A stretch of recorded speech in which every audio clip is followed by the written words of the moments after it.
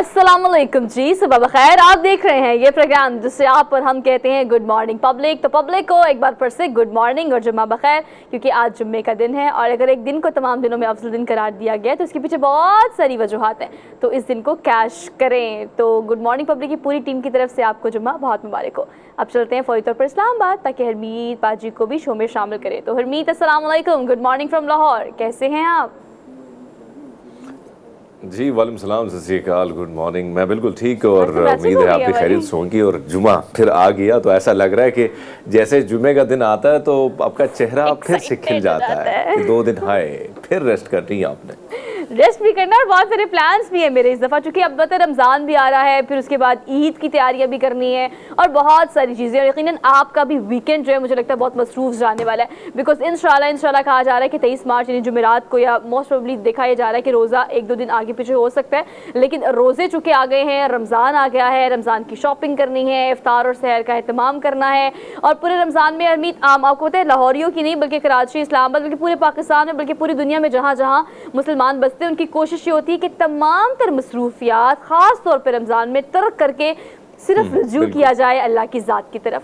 5 वक्त की नमाज़ पढ़ी जाए, खुशू खुजू आपकी इबादत में होना चाहिए, दिन रात तरावी का एहतमाम किया जाता है और बड़ा एक खूबसूरत सा समा होता है पूरे रमज़ान में। और दो कहा जाता है कि ये पाबंदी आपको पूरा साल करनी चाहिए, लेकिन मैं इस चीज़ की कायल हूँ और उम्मीद के चलें अगर आपको एक महीना मिला है, एक महीने में हिदायत मिली है, एक महीने में आपको तौफीक मिली है, तो आपको कर लेना चाहिए। इसलिए इस बहस में ना पड़े कि अब ये सारा साल नहीं करता तो रमज़ान में कर रहा है। बड़ी अच्छी बात आपने की कि साल नहीं तो 1 महीना, और कहीं ना कहीं अगर 1 महीने में ही इन सारी चीज़ों पर अमल दरामद की जाए, जिस तरह रमज़ान जो मैसेज लेके आता है, तो मेरे ख्याल में वो लाइफ में वो सारी चीज़ें इन हो जाती है और कहीं ना कहीं फिर उस पर अमल दरामद करना एक रूटीन भी बन जाता है। बात आपकी दुरुस्त है। और कहीं ना कहीं एक्टिविटीज़ की बात की जाए तो भी ज़्यादा हो जाती हैं और ख़वातीन जो है उनको अपना मोर्चा भी संभालना ज़्यादा पड़ जाता है, क्योंकि फिर ऐसा होता है कि दस्तरखान पे यानी अफ्तारी के टाइम दस्तरखान भरी ना हो और गर्म गर्म पकोड़े ना हो, उसके साथ इमली पुदीना की चटनी ना हो, तो फिर मर्द हजरात गिला भी करते हैं। बस मर्द हजरात के गिले और उसके अलावा ख़वातीन का जो महाज आप जिसकी बात कर रहे हैं यानी किचन। लेकिन इस रमज़ान में, बल्कि हर रमज़ान में आपको पता है एक ऐसी डिटर्मिनेशन होती है जो कि हम सेट कर लेते हैं at the start of the Ramzan कि रोज़े रखने हैं, लेकिन ये डाइट करने का बेहतरीन तरीका है तो खाना कम है, मतलब हाथ हौला रखना है अपने इफ्तार में, लेकिन ऐसा हो नहीं पाता। हर दफ़ा आपका टारगेट ये होता है, बल्कि मेरा भी टारगेट ये होता है कि रमज़ान में इस दफ़ा बेहतरीन मौका है डाइट को कंट्रोल करने का या अपने आप को कंट्रोल करने का। तो इस चीज़ को ज़रा कीप इन माइंड रखें कि हर चीज़ आप कर सकते हैं, बिकॉज रोज़ा और रमज़ान अगर है तो वो नाम ही एहतियात का है और नाम ही परहेज़गारी का है और नाम ही ख़ुद को रोकने का है। तो अपने हर चीज़ से ख़ुद को रोकना है, वो ग़ीबत हो, बदकारी हो, ज़नाकारी हो, आपका किसी के साथ बदनीयती हो, ज़्यादती हो, तो आपने हर चीज़ से रुके रखना है। हो सकता है कि आप 1 महीना इस चीज़ की प्रैक्टिस करें तो for the rest of the life ये तौफीक अल्लाह पाक आपको दोबारा दे। तो आप सबको रमज़ान बहुत मुबारक हो, आने वाला रमज़ान बहुत मुबारक हो। आप एहतमाम करें, खूब सारा वीकेंड पे तैयारी करें और इंशाल्लाह हम भी एक डिटेल इस तरह का प्रोग्राम ज़रूर करेंगे आपके साथ। खैर, प्रोग्राम में आगे बढ़ते हैं, लाहौर की सिचुएशन की बात कर लेते हैं। वैसे सियासत पर जाने से पहले उम्मीद थोड़ी सी जुम्मे की बात करते हैं और जुम्मे वाले दिन लाहौर के मौसम की बात कर लेते हैं। कल आप कह रहे थे कि थोड़ा सा मौसम परसों इस्लामाबाद में बड़ा अच्छा हो रहा है, हल्की फुल्की बारिश हो रही है, लेकिन लाहौरियों को तो मौसम ने खुश कर दिया है। बल्कि हम रमज़ान को वार्म वेलकम करने के लिए अब काफ़ी एक्साइटेड हो गए हैं, बिकॉज रोज़े ठंडे हो गए हैं। ऐसा लग रहा है कि ठंडे हो गए हैं। गर्मी का वैसे कुछ पता नहीं चलता, कभी कभी सरप्राइज़ भी दे देती है, जैसे हमारी हुकूमत पेट्रोल रात को बढ़ाकर हमें सरप्राइज़ देती है।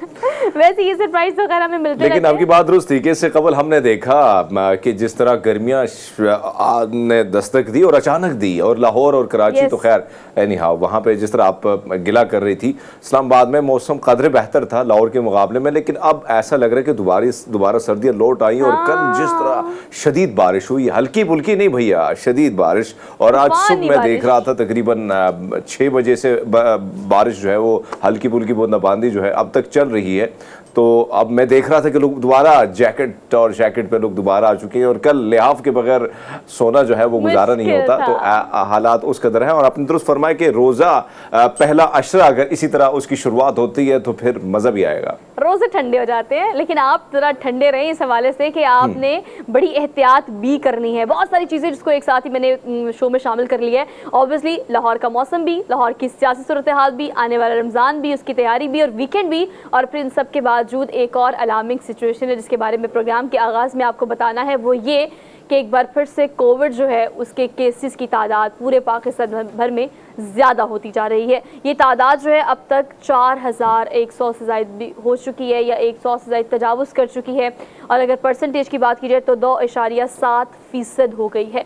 हम इसके बारे में अब हरमीत इतनी बात नहीं करते या शायद हमें ये लगता है कि हमने इसको नॉर्मलाइज कर दिया है, लेकिन ये चीज़ें उस तरह से एग्जिस्ट कर रही हैं। बल्कि अगर हम कोरोना वायरस की बात करें तो वायरस मुख्तलिफ अशकाल में, मुख्तलिफ इकसाम में आपकी ज़िंदगी में जो है वो बीमार करता है, आपको आपका इम्यून सिस्टम मुतासर करता है, लेकिन हम उसको रियलाइज़ नहीं कर पाते। अगर वायरल होता है तो हमें लगता है कि ये मौसम तब्दील हो रहा है तो वायरल है, बहुत खांसी आती है, सांस के मसाइल होते हैं या आपको और दीगर बीमारियाँ हो जाएँ तो आपको लगता है कि ये किसी और वजह से है। जबकि अगर वायरस की हम बात करें तो अब जो केसेस और अदाद शुमार हमारे पास आ रहे हैं उसको आपको बताना भी बहुत ज़रूरी है कि अगर आप वीकेंड, रमज़ान, इफ्तार या ईद, ख़ास तौर पर इस रेशो को कम करने के लिए आप सबको कोऑपरेट करना पड़ेगा।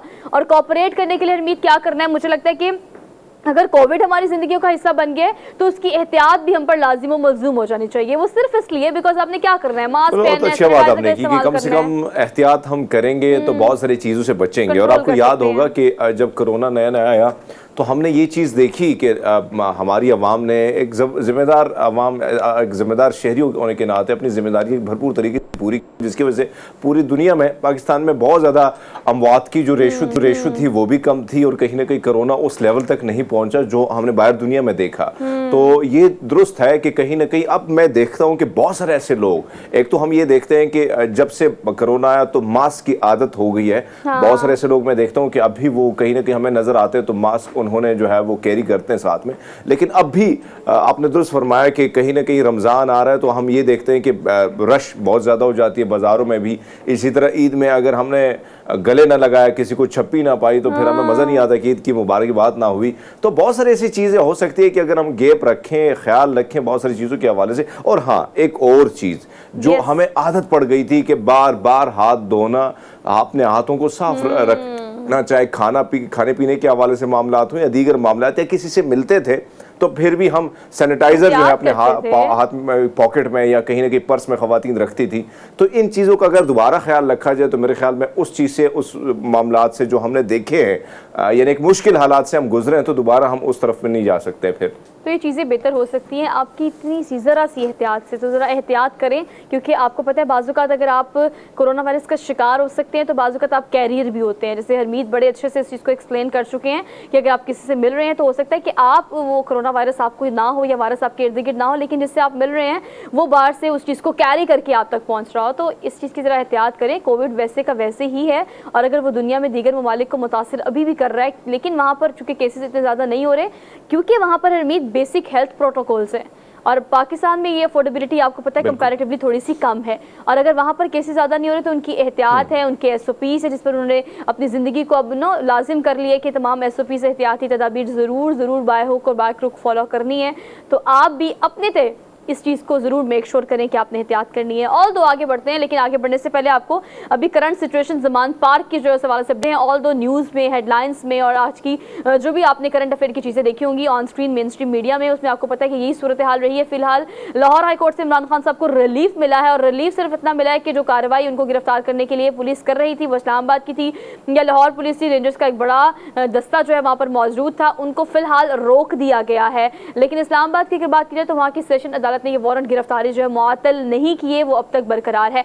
लाहौर हाई कोर्ट का ये फैसला भी बरकरार है कि अभी गिरफ्तारी के लिए जो ऑपरेशन, बाकायदा ऑपरेशन किया जा रहा था, वो जो है अभी उन्होंने कहा है कि उसको रोक दिया जाए। लेकिन हरमीत एक चीज़ जिसके बारे में जो है हमारे सेशन जज या जजेस साहिबान, उन्होंने इस बारे में रिमार्क्स भी दिए हैं कि एक बंदे को गिरफ्तार करने के लिए जो हुकूमती मशीनरी इस्तेमाल की गई है, हरमीत जो करोड़ों रुपया खर्च हुआ है, हमारे जैसा गरीब मुल्क ये अफोर्ड नहीं करता कि एक बंदे की गिरफ्तारी के लिए इतने ज़्यादा एक्सपेंडिचर्स जो है उसको इस्तेमाल किया जाए। आप सोचें कि वहाँ पर 1-2 दिन की इस कार्रवाई की वजह से जो करोड़ों रुपया लगा है, अगर वो किसी और जगह, रमज़ान आने वाला है, वहाँ इन्वेस्ट किया जाता तो हम कितनी चीज़ों से बच सकते थे, आवाम को फैसिलिटेट कर सकते थे।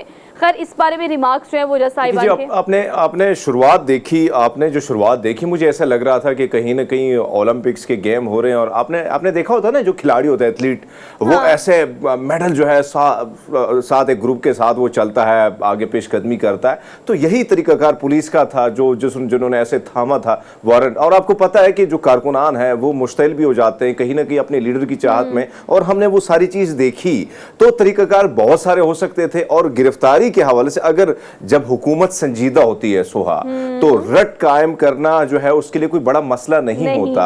आपने यहाँ पे हमने लाल मस्जिद में देखा, पहले हम मीडिया वाले तनकीद करते रहे, फिर जब ऑपरेशन हुआ बारहा उनको टाइम दिया गया, फिर जब ऑपरेशन हुआ तो फिर हम हुकूमत के खिलाफ हुए। कहीं ना कहीं हमारा भी कसूर होता है, लेकिन मैं समझता हूं कि तरीकाकार बहुत सारे होते हैं। आपकी कोशिश होती है कि रियासत की कोशिश होती है, हुकूमत की कोशिश होती है कि इंसान की जो जान और माल है वो महफूज रहे।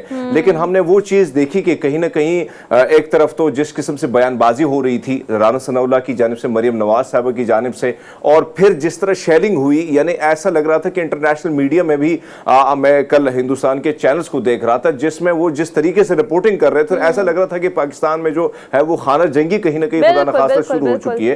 तो कहीं ना कहीं कसूर हमारी हुकूमतों का भी है, और कहीं ना कहीं हमारा ये जो सिस्टम है, ये जो निज़ाम बना हुआ है, इसका भी है कि आपने अगर किसी को गिरफ्तार करने और आपने ठान लिए कि गिरफ्तार करना, तो रात की आधा पहर जो है आप उस टाइम में किसी तरीके से सिविल कपड़ों में जाके किसी को उठा सकते हैं, अगर आपने उठाना है ठान लिए। लेकिन ये जो ड्रामा क्रिएट किया जा रहा है, बारहा किया जा रहा था, सिर्फ और सिर्फ कोशिश हुकूमत की जानिब से ये की जा रही है कि इलेक्शन को डिले किया जाए। बाकी उनकी कोई ऐसी और किसी न किसी चीज को कई ऐसे वाक़यात रहनुमा हो जाए ताकि इलेक्शन जो है वो डिले हो जाए, और कहीं ना कहीं मामलात वो जो तहरीक इंसाफ नहीं चाह रही कि उस तरफ जाए और हुकूमत उस तरफ लेके जाने की कोशिश उसने की। तो मेरे ख्याल में अदालतों का अपना दो तरफा ये जंग बंदी कह सकते हैं इसको, या हमने जो मैदान जंग देखा बिल्कुल ज़मान पार को बनते हुए, दोनों इतराफ से एक तो इमलाक को नुकसान पहुंचाना और फिर हुकूमती मशीनरी पर कारकुनान का हमला, दोनों जानिब से कतई तौर पर ये एक गलत चीज़ थी जो कि नहीं होनी चाहिए थी। अलबत्ता इस हवाले से अभी भी फैसला आना बाकी है जो कि महफूज कर लिया गया है। इस हवाले से मजीद भी हम डिटेल में अपना पॉलिटिकल सेगमेंट करेंगे।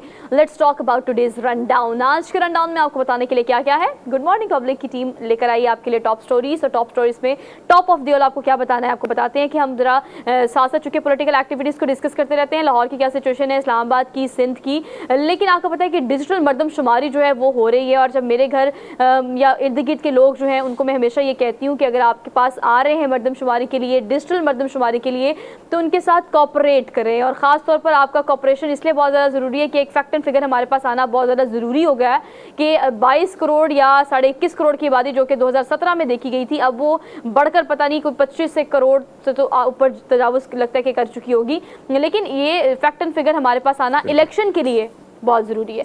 सो you have to cooperate guys, तो आपको इसके लिए करना चाहिए। लेकिन अभी जो डिजिटल मरदमशुमारी है इस पर ऑब्वियसली कॉन्ट्रोडिक्शन भी बहुत ज़्यादा हो रही है। हरमीत, जो सिंध है और वो सिंध हुकूमत है, वहाँ पर अगर पाकिस्तान पीपल्स पार्टी की बात करें या वहाँ के लोगों की बात करें तो इस पर काफ़ी एतराज़ात उठा रहे हैं, जिसके बाद मल्टी पार्टी मतलब तमाम पार्टीज़ की कॉन्फ्रेंस जो है वो बुलाने का फ़ैसला किया गया है।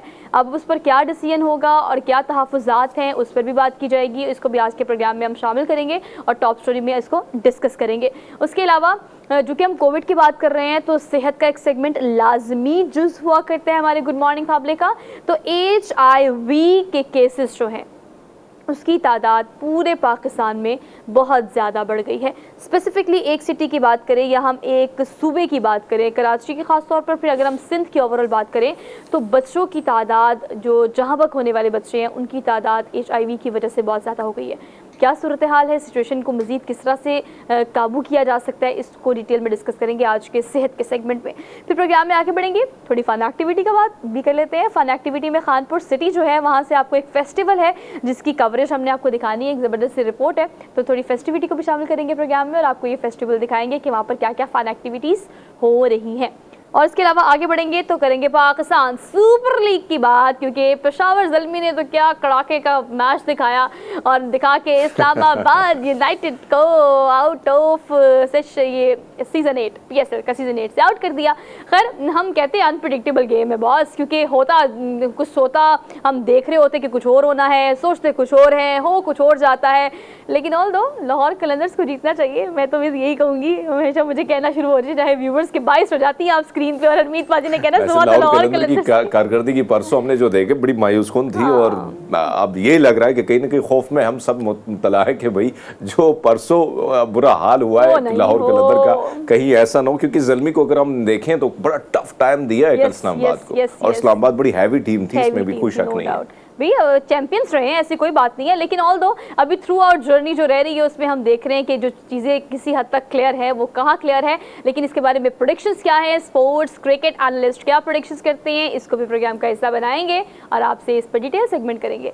चलिए जी आगे बढ़ते हैं, अपने फेवरेट सेगमेंट की तरफ चलते हैं डेली डोज की तरफ। फ्राइडे डेली डोज हमारी टीम ढूंढ कर लेकर आई है, कहाँ से ये फाइनली हरमीत पहला रिकॉर्ड, जो कि वैसे पाकिस्तान से बहुत सारे record Guinness book of world record में दर्ज होंगे, लेकिन आपको पता है मैं और आप हमेशा इस चीज की विश करते हैं कि पाकिस्तान से कोई, आपने बड़ा मोटिवेट किया लोगों को और मोटिवेट मैंने किया तो देखिए लोग मैदान में आए हैं ना।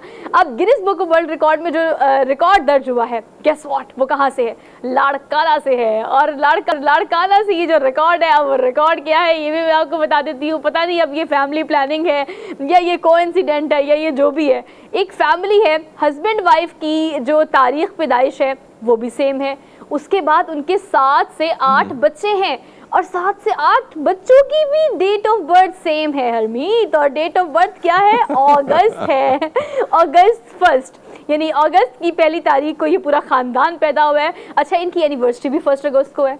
हस्बैंड वाइफ, उनके बच्चे और दो ट्विंग्स है, 2 लड़के ट्विंग्स है, 2 लड़कियां ट्विंग्स है, बाकी बच्चे जो है। अब ये कोइंसिडेंट ही हो सकता है या फिर कोई इनकी अक्लमंदी भी इसको कहा जा सकता है, लेकिन बड़ी इंटरेस्टिंग सी खबर है लाड़काना से। ये पूरी फैमिली की डेट ऑफ बर्थ अगस्त है, इसका मतलब इनका हॉरोस्कोप बनता है लियो, जो कि मेरा हॉरोस्कोप है, तो इसका मतलब सारे बड़े टैलेंटेड। अच्छा, वैसे सोहा हम बारहा ये बात करते रहे और बहुत सारे ऐसे रिकॉर्ड, बहुत सारे ऐसी चीजें जो बड़ी आसानी से बन, ये देखो ये पहला नतीजा है आपके 2019 का बना है। तो आप अंदाजा लगा लें कि हमारी पाकिस्तानी अवाम जो है उनके पास ऑप्शंस बहुत हैं बहुत सारी चीजों के हवाले से, लेकिन ये देखें ना लड़काना से पहला नतीजा जो है वो मिल चुका है हमें। और मेरे ख्याल में बेतहाशा ऐसी चीजें हैं जो हम बाहर दुनिया के जो रिकॉर्ड्स हैं वो जब हम देखते हैं तो हम कहते हैं ये बनाना कौन सा मुश्किल काम है। और मेरे ख्याल में बनाए भी बहुत सारे होंगे, लेकिन हमें ये नहीं मालूम होता कि इसकी वीडियो भी बनानी है, कहीं ना कहीं जो है रिकॉर्ड का हिस्सा भी इसको बनाना है। लेकिन बहरहाल लड़काना से ये रिकॉर्ड जो है आया हुआ है और कहीं ना कहीं पूरी दुनिया की खबरों में की जीनत भी बना और सोशल मीडिया भी तो मेरे ख्याल में बहुत अच्छी बात है। हम देखते हैं कि पाकिस्तान के मुख्तलिफ इलाकों से और मजीद क्या रिकॉर्ड आने वाले, जो हम कोशिश करेंगे कि प्रोग्राम में शामिल करें। बस अब देखिए एक टाइम ऐसा आएगा गुड मॉर्निंग पब्लिक में हरमीत के, हमने अगर डेली डोज देना होगा ना तो डेली डोज में अगर 2 गिनीज बुक वर्ल्ड रिकॉर्ड होंगे या 3 होंगे तो वो तीनों पाकिस्तान से होंगे। अब देखना, इतना अवाम को इनकरेज कर दिया हमने इस हवाले से कि आपने गिनीज बुक वर्ल्ड रिकॉर्ड बनाने हैं। और ये देखिए हरमीत, ये पुराना रिकॉर्ड है और ये 2019 का रिकॉर्ड है। और एक और बात आप नोटिस करें, हमेशा हम क्या करते हैं प्रोग्राम में जब कोई रिकॉर्ड देते हैं तो हम कहते हैं कि ये पहला रिकॉर्ड नहीं है, इस रिकॉर्ड को किसी ने ब्रेक किया है, मतलब ये कोई रिकॉर्ड पहले बने होते हैं उसको ब्रेक करते हैं।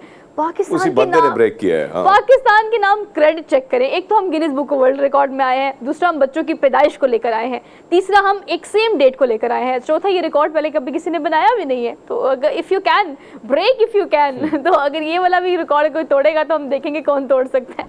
खैर अगली खबर पर चलते हैं, अगली खबर आपको देते हैं। अगली खबर जो है वो बड़ी इंटरेस्टिंग खबर है, रमज़ान के हवाले से है कि रमज़ान की तैयारियां जहाँ पर पूरे पाकिस्तान में, पूरी दुनिया में मुस्लिम उम्मा करती है, वहाँ पर बरतानिया में इस दिन को और ख़ासतौर पर इस पूरे महीने को मनाने के लिए बड़ा खूबसूरत सा इनिशिएटिव लिया गया है। बरतानवी कंपनी है जनाब, जिन्होंने खाना काबा के नक्श वाले गोल्ड बार जारी कर दिए हैं। प्योर गोल्ड है, पहली बात। दूसरी बात है कि उनके 2 पर्पस है, एक तो रमज़ान आ रहा है तो वो कह रहे हैं कि हम हमेशा, बरतानवी कंपनी कहती है कि रमज़ान के तमाम से या ईद के खासतौर पे त्यौहार पे हमारी कोशिश होती है कोई नई चीज़ लॉन्च की जाए। तो मुसलमानों के लिए ये 2 पर्सपेक्टिव से बड़ा इस्तेमाल हो सकता है। एक तो आप तोहफा तहफ़ देने के लिए इसको इस्तेमाल कर सकते हैं, सिक्का जो है बेसिकली, या इसको आप इन्वेस्टमेंट के तौर पर भी यूटिलाइज कर सकते हैं। तो ये बड़ा अच्छा, जैसे हरमीत देखो हम हमेशा देखते हैं कि खासतौर पर गैर मुस्लिम ममालिक जो हैं, बहुत एक तो हम देखते हैं कि इंग्लैंड में जो है मुसलमानों की बहुत बड़ी तादाद है, फिर पार्लियामान का हिस्सा भी वो हैं, मुख्तलिफ इदारों में काम करते हैं, चाहे उनकी इमिग्रेशन हो, पुलिस सिस्टम हो, फौज हो, तो हमने वहाँ पे देखा है कि मुसलमानों की एक बहुत बड़ी तादाद है। फिर हम ये देखते हैं कि पूरी दुनिया, क्योंकि एक मुतबरक एक मुबारक महीना है और पूरी दुनिया में मुसलमान इसका अहतमाम भी बड़े एहतराम से करते हैं और कोशिश होती है, इंतज़ार भी बड़ा किया जाता है इस महीने का। तो इस मैसेज से अंदाज़ा ये लगा लें कि अमन का ये जो प्रचार है पूरी दुनिया अगर इस तरह करे और किसी न किसी तरीके सिंबॉलिक तरीके से इस किस्म की चीज़ें अगर जारी होती हैं तो बड़ी खुशी होती है। और आपको याद है कि पाकिस्तानी गवर्नमेंट ने बाबा गुरु नानक जी के जन्मदिन के मौके पर एक सिक्का जारी किया था जिसकी चर्चा पूरी दुनिया में हुई थी और पूरी दुनिया ने उसको अप्रिशिएट किया था। तो मेरे ख्याल में यही चीज़ है जो है कहीं नफ़रतों को भुलाने के लिए काफ़ी होती हैं, दूरियाँ मिटाने के लिए काफ़ी होती है। और मेरे ख्याल में इंग्लैंड का ये स्टेप सिर्फ मुसलमानों के लिए नहीं बल्कि पूरी दुनिया के रहते इंसानों के लिए एक अमन का पैगाम है कि जब आप अमन से रहेंगे, प्यार मोहब्बत से रहेंगे, एक दूसरे के त्योहारों का एहतराम करेंगे तो ज़िंदगी बड़ी सुकून और आराम से होगी। और हरमीत कितना खूबसूरत लग रहा है ना, आप ये देखें। सबसे पहली बात है कि जो उन्होंने पहली पिक्चर दिखाई है, जो वीडियो आप देख रहे हैं, बिल्कुल जो नक्शा बनाया खाना काबा का और जो खूबसूरत सा स्केच उसके ऊपर है, उसकी नीटनेस, उसकी क्लैरिटी और सोना, और ख़ास तौर पर इस कंपनी का कहना ये कि इसमें प्योर सोना 99% प्योर सोना जो है वो इसमें इस्तेमाल किया गया है। और इसकी कीमत जो है वो वेरी करती है कि सिक्के के साइजेस भी रखे गए हैं, उसकी जो है साइज़ के मुताबिक, उसके वेट के मुताबिक जो है वो आप इसे इन्वेस्टमेंट के तौर पर इसको ख़रीद सकते हैं। और तो बड़ी अच्छी खबर है। आगे बढ़ते हैं, अगली खबर आपको देते हैं। अगली खबर जो है वो फिर रिकॉर्ड की आ गई है भाई। रिकॉर्ड आपको बताते हैं, पुल अप्स का रिकॉर्ड है ये। और पुल अप्स का रिकॉर्ड जो है ये देखिए, लैंडिंग रेलिंग जो है ये हेलीकॉप्टर की, इस पर लटक कर ये पुल अप्स किए हैं। और पुल अप्स करने का ये रिकॉर्ड भी जनाब आपको पता ही है, मैंने क्या कहना होगा, ये रिकॉर्ड बनाया नहीं है जनाब ने, रिकॉर्ड तोड़ा है। 33 पुल अप्स किए हैं इन्होंने एक साथ। लेकिन इससे पहले का जो रिकॉर्ड था वो रिकॉर्ड था 25 पुल अप्स का। लेकिन चूंकि हाइट भी इनकी बहुत ज़्यादा है तो अपनी हाइट की वजह से थोड़ा सा ऊंचा ही हेलीकॉप्टर खड़ा हुआ है और वहाँ पर वो पुल अप्स कर रहे हैं। और स्पीड हरमीत कम नहीं हो रही, आप देखें जो मैं देख रही हूँ, मतलब वो एक ही स्पीड से मुसलसल लगे हुए हैं। बिल्कुल आपकी बात दुरुस्त है। इससे पहला जो रिकॉर्ड था 25 पुलअप का, वो भी हम अपने प्रोग्राम में शामिल कर चुके थे, आई थिंक बिफोर 1 ईयर। और अब ये दूसरा रिकॉर्ड है, तो आप अंदाज़ा लगा लें कि वाकई में पुलअप जो है इंतहाई मुश्किल काम है। पुशअप लगाना कोई इतना मुश्किल नहीं होता जब आपको आदत रूटीन में हो जाती है। कि पुलअप जो है ये वाकई में पूरी बॉडी को ऊपर लेके जाना है और वो भी अपने हाथों के ज़रिए, बाजुओं के ज़रिए कोशिश होनी कि पूरा जो है वज़न भी अपने शोल्डर्स के साथ साथ अपने बाजू पे डालना है आपने, तो बड़ा मुश्किल होता है। लेकिन आप फिर हेलीकॉप्टर के साथ पुलअप करना वाकई में मुश्किल, क्योंकि बैलेंस भी कहीं ना कहीं जो है उस तरह बरकरार नहीं रहता। लेकिन बाजी ने कर दिखाया और बहुत कुछ हो सकता है अगर इंसान करे तो। हरमीत आप देखें तो सही ना, हाउ फिट ही इज़। मतलब आप सोचें कि आप एथलीट हैं, आप अपना पूरा ख्याल रखते हैं और आप जिम करते हैं और इन सब चीज़ों का ख्याल रखने के बाद ही you are able to do such kind of activities जो कि आप जिस पे रिकॉर्ड बना सकते हैं। बट आप देखिए बड़ी मुशक्कत चाहिए होती है। देखने में बड़ा आसान लग रहा है जैसे आप लटक रहे हो, लेकिन आप अगर हेलीकॉप्टर की बात करें उसकी हवा का प्रेशर होता है और फिर आप थोड़े बहुत ज़मीन से ऊपर है, मतलब आप हवा में ही हैं। तो बहुत सारी चीज़ें, बहुत सारे फैक्टर्स हैं। खैर वीडियो रिकॉर्ड करके Guinness book of world record में नाम जो है वो दर्ज करा लिया अपना। तो ये पुल अप्स हो गए। अब तो लोग जिम हवा में करना शुरू हो गए, हम ज़मीन पे नहीं करते, लोग हवा में करना शुरू हो गए हैं।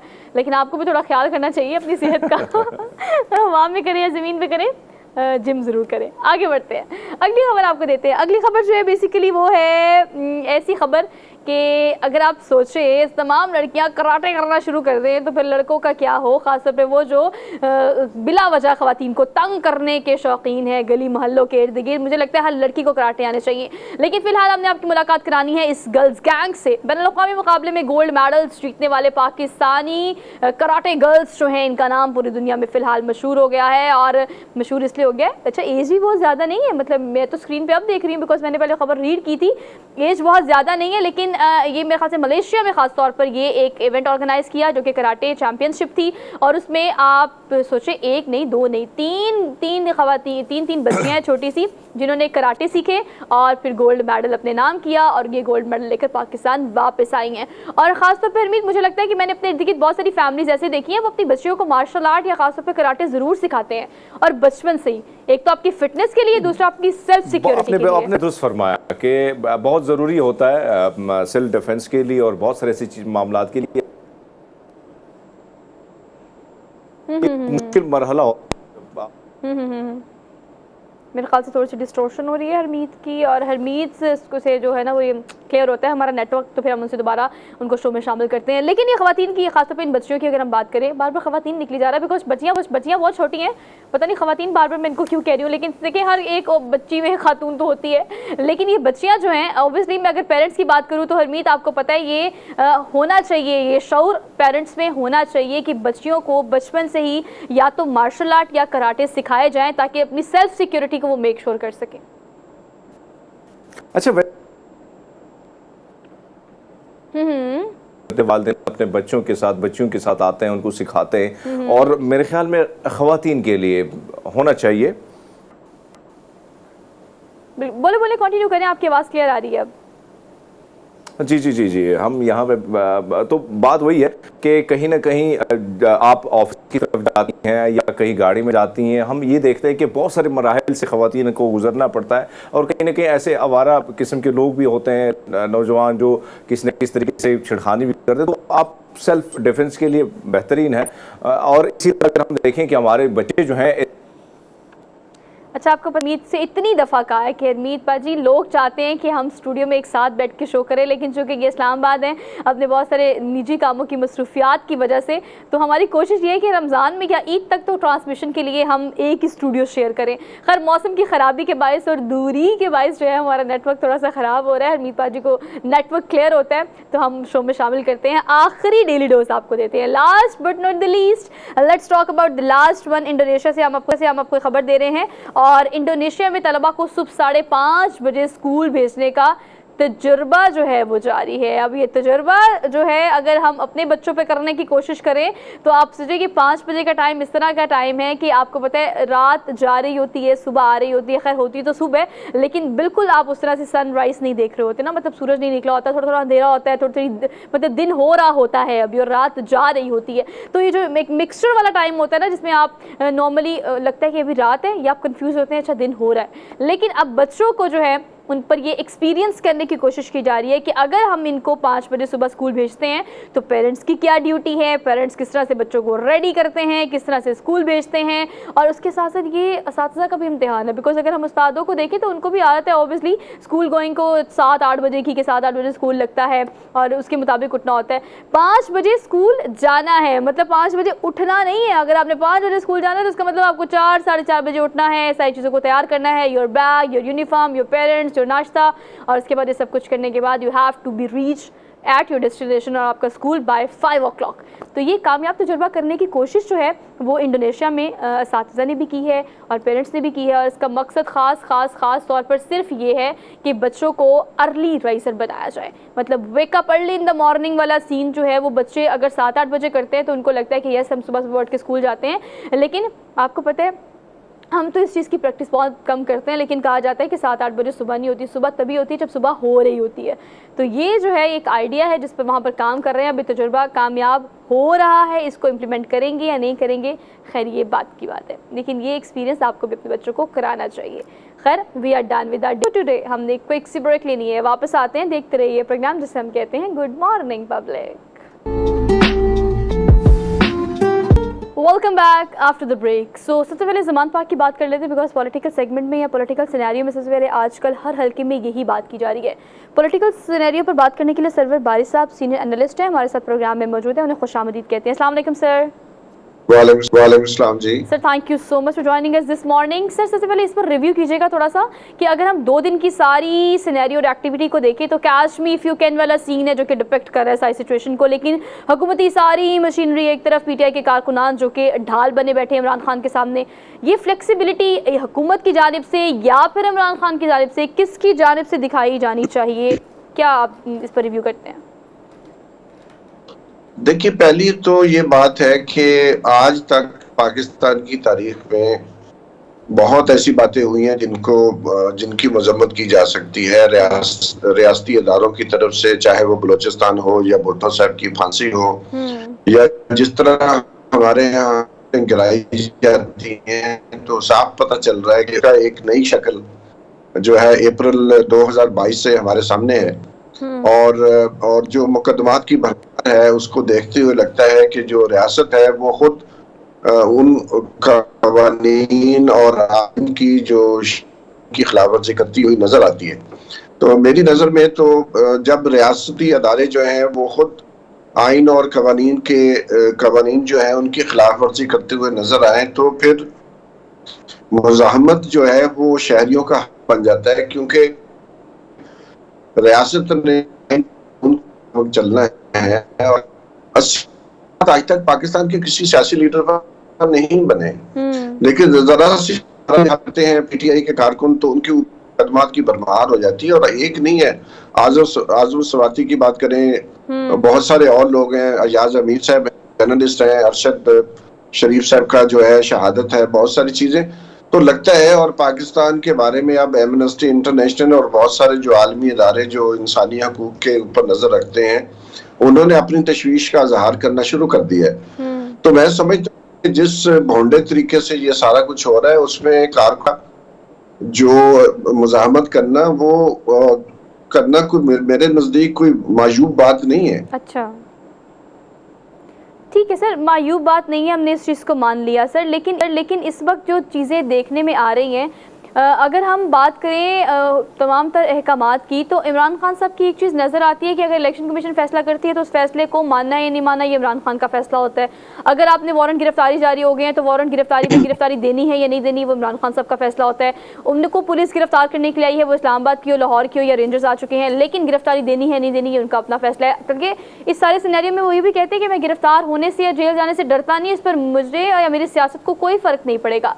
सर ये कहीं ना कहीं जाकर तो चीज़ रुकनी है। अगर हम केसेस की बात करें तो क्या केसेस इतने कमज़ोर हैं कि वो इसको समझते नहीं है कि वो केसेस बनते हैं? नहीं, पहली बात तो ये देखिए, ये चीज़ों को आइसोलेशन में या ज़मान पार्क को आइसोलेशन में तो नहीं देखा जा सकता। बहुत सारी जो बातें हो रही होती हैं जिसकी वजह से बिल्डअप होती है सिचुएशन। ये तो नहीं है कि इमरान खान साहब जो है, मैं उनको डिफेंड तो नहीं करना चाह रहा हूँ क्योंकि मैं उनका कोई पार्टी का वर्कर नहीं हूँ, लेकिन एक ह्यूमन राइट्स एक्टिविस्ट हूँ और हमेशा से मेरी ये पोजीशन रही है कि रियासत के ऊपर पहली जिम्मेदारी है कि वो आइन और कानून का जो है तहफ़्फ़ुज़ भी करे और खुद भी आइन और कानून के मुताबिक काम करे। अब अगर पंजाब असेंबली डिसॉल्व हो गई है तो इलेक्शन तो बजात उसके लिए अदालतों में जाने की जरूरत नहीं पड़नी चाहिए थी, खुद ब खुद उसकी डेट आनी चाहिए थी, इलेक्शन कमीशन को डेट दे देनी चाहिए थी। लेकिन वो डेटें लेने के लिए भी फिर आपको अदलिया में जाना पड़ता है और फिर अदलिया ऐसे फैसले करती है जिससे लगता है कि वो फैसला इतना मुबहम है कि गवर्नर जो है उसको ड्रैग ऑन करता है और फिर जो अदालत है अपनी जो रिट है उसको कायम करने के लिए कोई एक्शन नहीं लेती। दोबारा वही अभी आप देखें 90 दिन का जो आइन में लिखा है उसका मजाक उड़ाया जा रहा है, उसके बारे में तो कोई बात नहीं हो रही।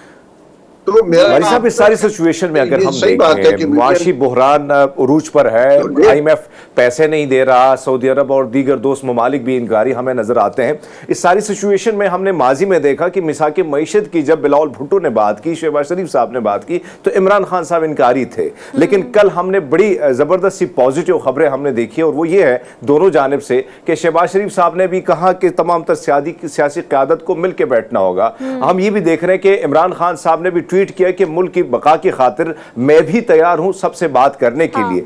आप क्या देखते हैं, क्या इसमें फिर रोड़े अटकाए जाएंगे या ये क़यादत अगर मिल बैठती है तो एक बेहतर ऑप्शन की तरफ पाकिस्तान मुल्क जो है वो जा सकता है? देखिए मेरी नजर में पहले भी चंद हफ्ते पहले ऐसे लगा था कि दोनों पार्टियां मिल बैठना चाहती हैं, ये उनकी ख्वाहिश तो हो सकती है। लेकिन देखिए बुनियादी बात यह है कि खैबर पख्तूनख्वा और पंजाब के इलेक्शंस क्यों ना हो, जब आइन में लिखा हुआ है तो वो इलेक्शंस क्यों करवाने से जो है वो भाग रहे हैं। उनको इलेक्शंस करवाने चाहिए। उनकी टेक्निकल इशू है थोड़ा सा और मेरे ख्याल से मौसम की खराबी के बायस अरमीत पहले आप जो है थोड़ा सा नेटवर्क का प्रॉब्लम हो गया था और आप चले गए थे और अब जो है थोड़ा सा नेटवर्क का प्रॉब्लम हमारे गेस्ट के साथ भी है। लेकिन खैर हमने आखिरी डेली डोज में आपको काफ़ी मिस किया। हम अपने व्यूवर से ये बात कर रहे थे कि सारे सिनेरियो में ना पॉलिटिकल स्ट्रेस इतना ज़्यादा हो गया है कि हम इसको हमेशा कवर करने की कोशिश करते हैं दूसरी चीज़ों से, बिकॉज ऑल दो है तो गुड मॉर्निंग पब्लिक ना, तो आपकी मॉर्निंग को थोड़ा गुड बनाने के लिए हम भी कभी डेली डोज ले आते हैं, कभी पॉलिटिकल सिनेरियो में कोई ना कोई चीज़ ऐड स्टार्ट कर देते हैं। लेकिन हरमीत आगे आ रही है रीड, ये चीजें जुड़ी हमारी लाइफ के साथ। आपने दुरुस्त फरमाया कि कहीं ना कहीं मॉर्निंग शो में अगर इसको शामिल करते तो ये इसका असर है। आज आम आदमी परेशान है तो उसकी बात अगर हम नहीं करेंगे तो कौन करेगा, और ये हम सब का फर्ज है। और मेरे ख्याल में बहुत सारी चीजों के हवाले से हम पॉजिटिव खबरें देते तो कहीं ना कहीं मुल्क की जो सूरत हाल है उस पर बात करना भी मेरे ख्याल में लाजिम है। और ये अगर देखें, मैंने जो कल ये दोनों तरफ से ये पेशकदमी देखी तो मुझे बहुत अच्छा लगा है, क्योंकि अब आवाम उकता चुकी है, परेशान है, आम आदमी परेशान है। आप जाएं जिससे पूछें, बेरोजगारी की शरह बढ़ चुकी है। मास्टर लेवल के, MS लेवल के, PhD के लेवल के जो लड़के नौजवान हैं वो बेरोजगार हैं। तो ऐसी सूरत हाल में कोई राह निकलनी चाहिए जो उम्मीद की किरण साबित हो, और कहीं ना कहीं हमें ये नजर आए people are done now. Youngsters हों, बच्चे हों, बूढ़े हों, जवान हों, they are done with every kind of political जो भी हैपनिंग हो रही है। बारी साहब हमारे साथ मौजूद हैं, जरा उनसे सवाल कीजिएगा जो आप कर रहे थे। जी बारी साहब, आप से जो मेरा सवाल था सर उस पर कंटिन्यू कीजिएगा कि क्या लगता है कि हमने नून लीग से अंदर भी आवाज़ें देखी कि शहबाज शरीफ को उस वक्त भी तनकीद का निशाना बनाया गया था। क्या आपको लगता है कि अब भी अगर इकट्ठ होता है खान के साथ तो मामला फिर पार्टी से अंदर आवाज़ें उठना शुरू हो जाएंगी? भाई साहब, आपको मेरी आवाज़ आ रही है? मुझे लगता है आज हमने बात करनी है, या हमने कम से कम इस बारे में बात करनी है कि अवाम क्या सुनना चाहती है और अवाम क्या देखना चाहती है। लेकिन हरमीत, इस वक्त लाहौर की जो भी सिचुएशन है वो अभी तक फुल स्टॉप और क्वेश्चन मार्क वाली हालात में ही नज़र आ रही है। बिकॉज अगर हम लाहौर हाई कोर्ट के इस ऑर्डर की बात करें जिस पर सिर्फ वक्ती तौर पर इस फैसले को बरकरार रखने का फैसला किया गया है कि कोई भी ऑपरेशन इमरान खान के खिलाफ नहीं होगा। ऑल तो आप देख रहे हैं कि पाकिस्तान सुपर लीग के मैचेस भी लाहौर में हो रहे हैं, जिसकी वजह से ये इनिशिएटिव लिया गया था कि अब कोई किसी किस्म की पॉलिटिकल एक्टिविटी ज़मान पार्क के इर्द गिर्द नहीं की जाएगी। लेकिन सिचुएशन वही वाली जो आप कह रहे थे कि अवाम डन हो गई जब है। ये बात आती है तो बड़ी हैरानी भी होती है कि ऑपरेशन है कैसे आप इख्तिलाफ करें, मैं भी इख्तिलाफ करूं, 100% इख्तिलाफ करें, लेकिन ये हमने मानना होगा कि वो एक पार्टी को लीड करते हैं। वो इस मुल्क में सबसे बड़े अपोजिशन, अगर अब तो खैर अपोजिशन भी तकसीम हमें वही नजर आती कि राजा रियाज की शक्ल में हमें नजर आ रही है, जिन्हें आने वाला इलेक्शन भी मुस्लिम लीग नून से ही लड़ना है। लेकिन अगर हम देखें, वो वज़ीर आज़म रह चुके हैं मुल्क के, वो एक बहुत बड़ी पार्टी को लीड करते हैं।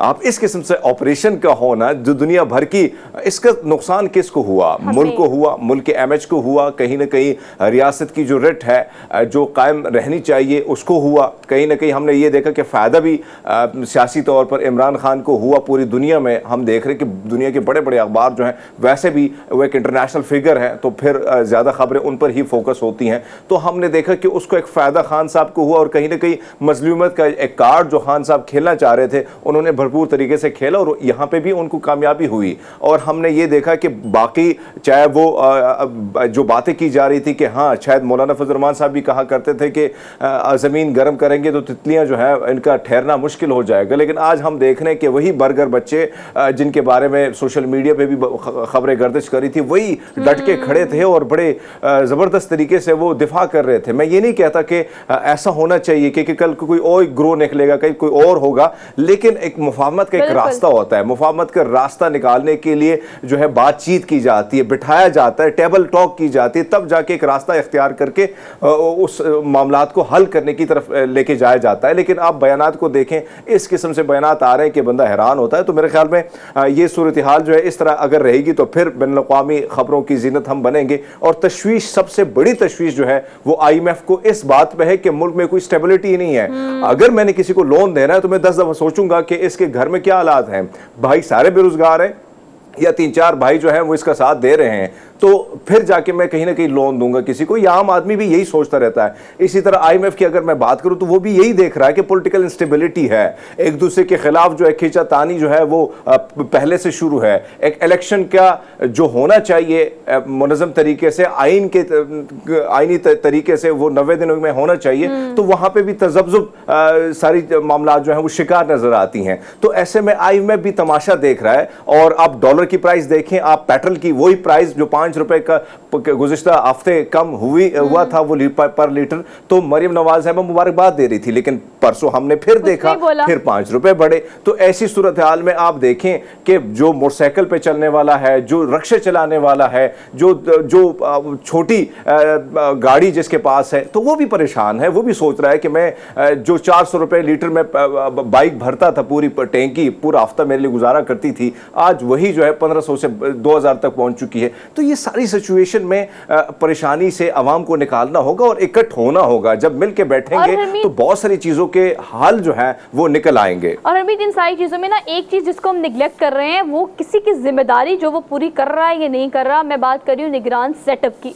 रमज़ान सर पे है। अगर पेट्रोल बढ़ने की आप बात कर रहे हैं तो रमज़ान पैकेज के हवाले से या रमज़ान बाज़ारों के हवाले से सच कोई अनाउंसमेंट अब तक नहीं आई। मतलब एक बजट की बात की जा रही है और एक पैकेज की बात की जा रही है, लेकिन इस वक्त पूरी दुनिया में जो मैं खबरें पढ़ रही हूँ, जो आपकी नज़रों के इर्द गिर्द से गुजरी होंगी, वो ये कि बड़े बड़े जितने भी स्टोर्स हैं, ब्रांड्स हैं, वहाँ पर 500-600 से ज़ायद अशिया पर रमज़ान की वजह से डिस्काउंट लगा दिया गया है। और यहाँ पर हम क्या देख रहे हैं, पेट्रोल की प्राइस बढ़ी है। तो आज के पूरे रनडाउन का हिस्सा ये भी था कि चूँकि प्राइसेस ज़्यादा हुई हैं पेट्रोलियम मसनूआत की, तो किरायों में इजाफा हो गया है। किरायों में इजाफा हुआ है तो आपकी तमाम तरह अशिया ज़रूरी ज़िंदगी जो है वो अशिया खुरनोश हो या आपके इर्द गिर्द की फैसिलिटेशन हो, उसकी प्राइसेस भी बढ़ गई हैं।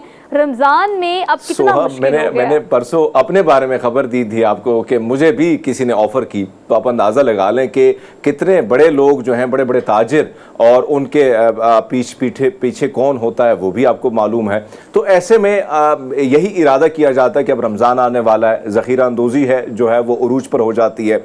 चीनी, आप जिधर भी जाएं, लोगों ने चीनी पहले से 2 महीने पहले जो है वो स्टोर कर दी है। इसी तरह आटा जो है स्टोर हो चुका है, घी स्टोर हो चुका है, ये सारी चीज़ें स्टोर हो चुकी हैं। और अब जब ये मार्केट में आएंगी तो धड़के से सारी चीज़ें जो हैं इनकी प्राइस, और जब अंदाज़ा आप लगा लें कि लोग एक दिन में जो मुनाफा कमा रहे हैं, आप हैरान होंगे कि इस किस्म से हमारे मुल्क में अगर मैं बात करूं इंतज़ामिया की, तो इंतज़ामिया तो पहले एक्टिव नहीं होती। आप जाके इस्लामाबाद में, इस्लामाबाद चलो कैपिटल है, मैं कैपिटल की बात करता हूं, मैं अभी जाता हूं, आपको मैं पूरे लिस्ट दिखाता हूं कि लिस्ट में जो चीज़ लिखी है और बेची किस दाम से जा रही है। और फिर मैं अगर लोकल इंतज़ामिया की बात करूँ, एक मजिस्ट्रेट का काम यही होता है, लेकिन मजिस्ट्रेट जो है वो सुबह सुबह आ जाता है और दुकानदार उनको लिस्टें थमा देते हैं कि भैया हमने तो इसी पे ही बेचनी है, और विदिन 10 मिनट्स जब वो मार्केट से गायब हो जाता है तो फिर वो प्राइस जो है आसमान से बातें करने लगी। तो कानून की कोई जुर्रत है वो कायम नहीं है, जिसकी वजह से हम अपने जो ब्यूरोक्रेट्स हैं, इंतजामिया है ना, उनको इस तरह एक्टिव देखते हैं। बड़ी बड़ी गाड़ियों में वो घूमते फिरते तो हमें नजर आते हैं, 2-3 प्रोटोकॉल की अक्सर उनके आगे पीछे गाड़ियां, 2-3-4 पुलिस जो है एक मजिस्ट्रेट के साथ घूमती हैं, लेकिन अंदाजा आप लगा लें कि काम वो भी नहीं कर रहे हैं, वो भी इतना एक्टिव नहीं है जो होना चाहिए उनको। और हरमीत, इस सारे सिनेरियो में हमने ये भी देखा है कि अभी तो तमाम तर तवज्जो है ना, जितने मसाइल की हमने बात की है ना, हम तो चले आम आवाम के लिए बाउंड है इस चीज़ पर कि हमने इस चीज़ पर बात करनी है, वरना मसले और दीगर चीज़ें जिनको एड्रेस करना ज़रूरी है। इस वक्त इलेक्शन का शेड्यूल, इलेक्शन की तारीख जो है वो जब इलेक्शन कमीशन की जानिब से दी गई है उस पर बात नहीं की जा रही, महंगाई पर बात नहीं की जा रही, रमज़ान आ गया उस पर बात नहीं की जा रही, निगरान सेटअप को जो शफाफ इलेक्शन कराने हैं उस पर बात नहीं की जा रही। बात की जा रही है तो तमाम तर सिनेरियो पे कि आप इस वक्त देखें कि हमने तमाम हुकूमत या PDM की 13 जमातें इस चीज़ पर फोकस्ड हैं कि एक शख्स को कैसे जेल के अंदर डालना है, और तमाम अदालतें जो हैं, तमाम पावर्स जो हैं, तमाम तर एक्सपेंडिचर्स जो है, हुकूमती मशीनरी जो है वो मबजूल हो गई है सिर्फ इस चीज़ की तरफ कि एक शख्स को आपने कैसे गिरफ्तार करना है। आपने बिल्कुल ठीक कहा। मैंने ये भी बहुत सारे सोशल मीडिया एक्टिविस्ट, आपको पता है, जो यूट्यूबर्स है, जब वो बात करते हैं तो वो मेन स्ट्रीम मीडिया पे चुके नहीं होते, तो बहुत सारी चीज़ों का ख्याल नहीं करते, ब्लंट बोलते हैं और वो बोलते हैं जो उनको समझ आता है। कराची में 9/0 का आपको पता है कि हम किस तरह को वो एक इमेजिन करते थे, वो जो खबरें हम पढ़ते थे, जो सुनते थे, वो situation for the time being हमें भी नजर आया कि लाहौर में ज़मान पार्क को तो हम वैसे देख रहे हैं। लाहौर की सूरत हाल इतनी ख़राब है। जजिस साहिबान की बात करें तो वो मुख्तलिफ रिमार्क्स में ये कह चुके हैं कि आपको पता है कि जितना पैसा आपने इस 2 दिन में खर्च किया है, हम जैसा गरीब मुल्क इस चीज़ का मुतहम्मिल नहीं हो सकता कि करोड़ों रुपया सिर्फ एक बंदे को गिरफ्तार करने में खर्च कर दे, फिर उसको गिरफ्तार ना करें।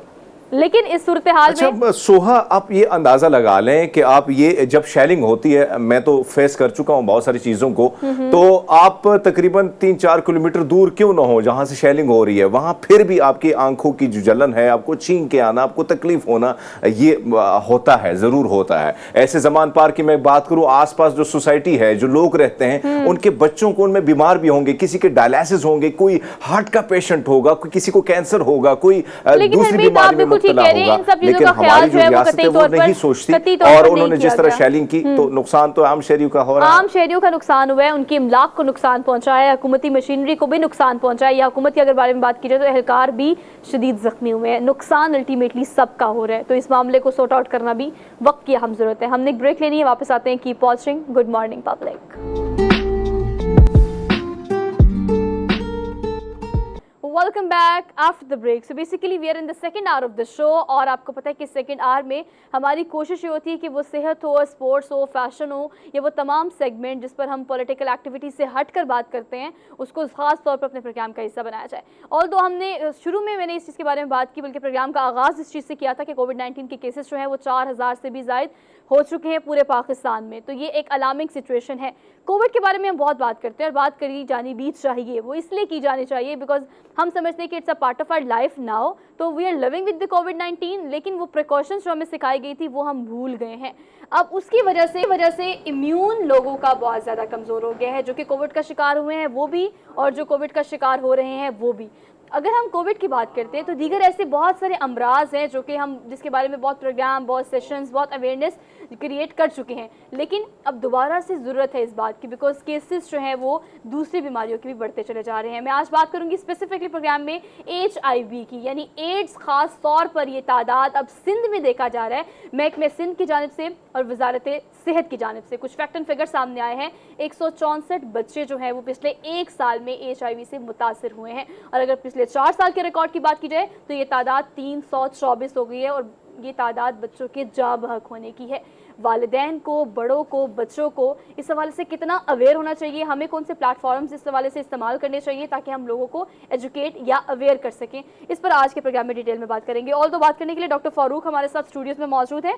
पंजाब एड्स कंट्रोल प्रोग्राम के ये प्रोजेक्ट डायरेक्टर हैं, इनको आज के प्रोग्राम में खुशामदीद कहते हैं। अस्सलाम वालेकुम सर। वालेकुम सलाम। Thank you so much joining us this morning. बहुत शुक्रिया। और इसके अलावा स्टूडियोज में हमारे साथ इज़म भट्ट मौजूद हैं, और यही पंजाब एड्स कंट्रोल प्रोग्राम में कम्युनिकेशन ऑफिसर के फ़राइज़ जो वो सर अंजाम दे रही हैं, और इस हवाले से हमें आज इनसे बहुत सारा मौका मिलेगा इस हवाले से बात करने का कि कौन कौन सी ऐसी चीज़ें हैं जिसके थ्रू आवाम को अवेयर किया जा सकता है। सो इज़म, आपको भी आज के प्रोग्राम में वेलकम कहते हैं। अस्सलाम वालेकुम। वालेकुम कैसी अस्सलाम। हैं आप? अल्हम्दुलिल्लाह। Thank you so much for being here, good to see you. Doctor Farooq, आपसे शुरू कर लेते हैं, और शुरू हम चले चूँकि हम सिंध की बात करें, वहाँ पर तो सूरत हाल बहुत क्रिटिकल है, लेकिन हम पंजाब की बात कर लेते हैं पहले।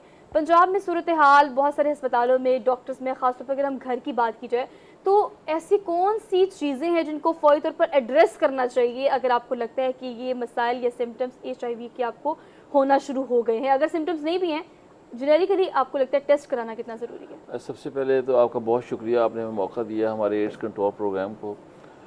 इसमें कोई ऐसी सिम्टम्स नहीं आते। अगर एक जो HIV जो आपका वायरस है, जब वो आपके जिस्म में दाखिल होता है, उसके बाद आपको 1 हफ्ता नज़ला, ज़ुकाम, खांसी, बुखार, बॉडी एक्स एंड पेन, एक वायरल के भी होते हैं, जो एक वायरल के होते हैं। उसके बाद पेशेंट सेटल हो जाता है, उसको यही नहीं पता होता कि मुझे कुछ हुआ भी था कि नहीं, वो भूल जाता है। उसके बाद 6, 7, 8 साल का गैप आता है। उसके बाद पेशेंट के सिम्टम्स आते हैं जब उसका रेजिस्टेंस, जो उसका इम्यून सिस्टम बिल्कुल ही वीक हो जाता है।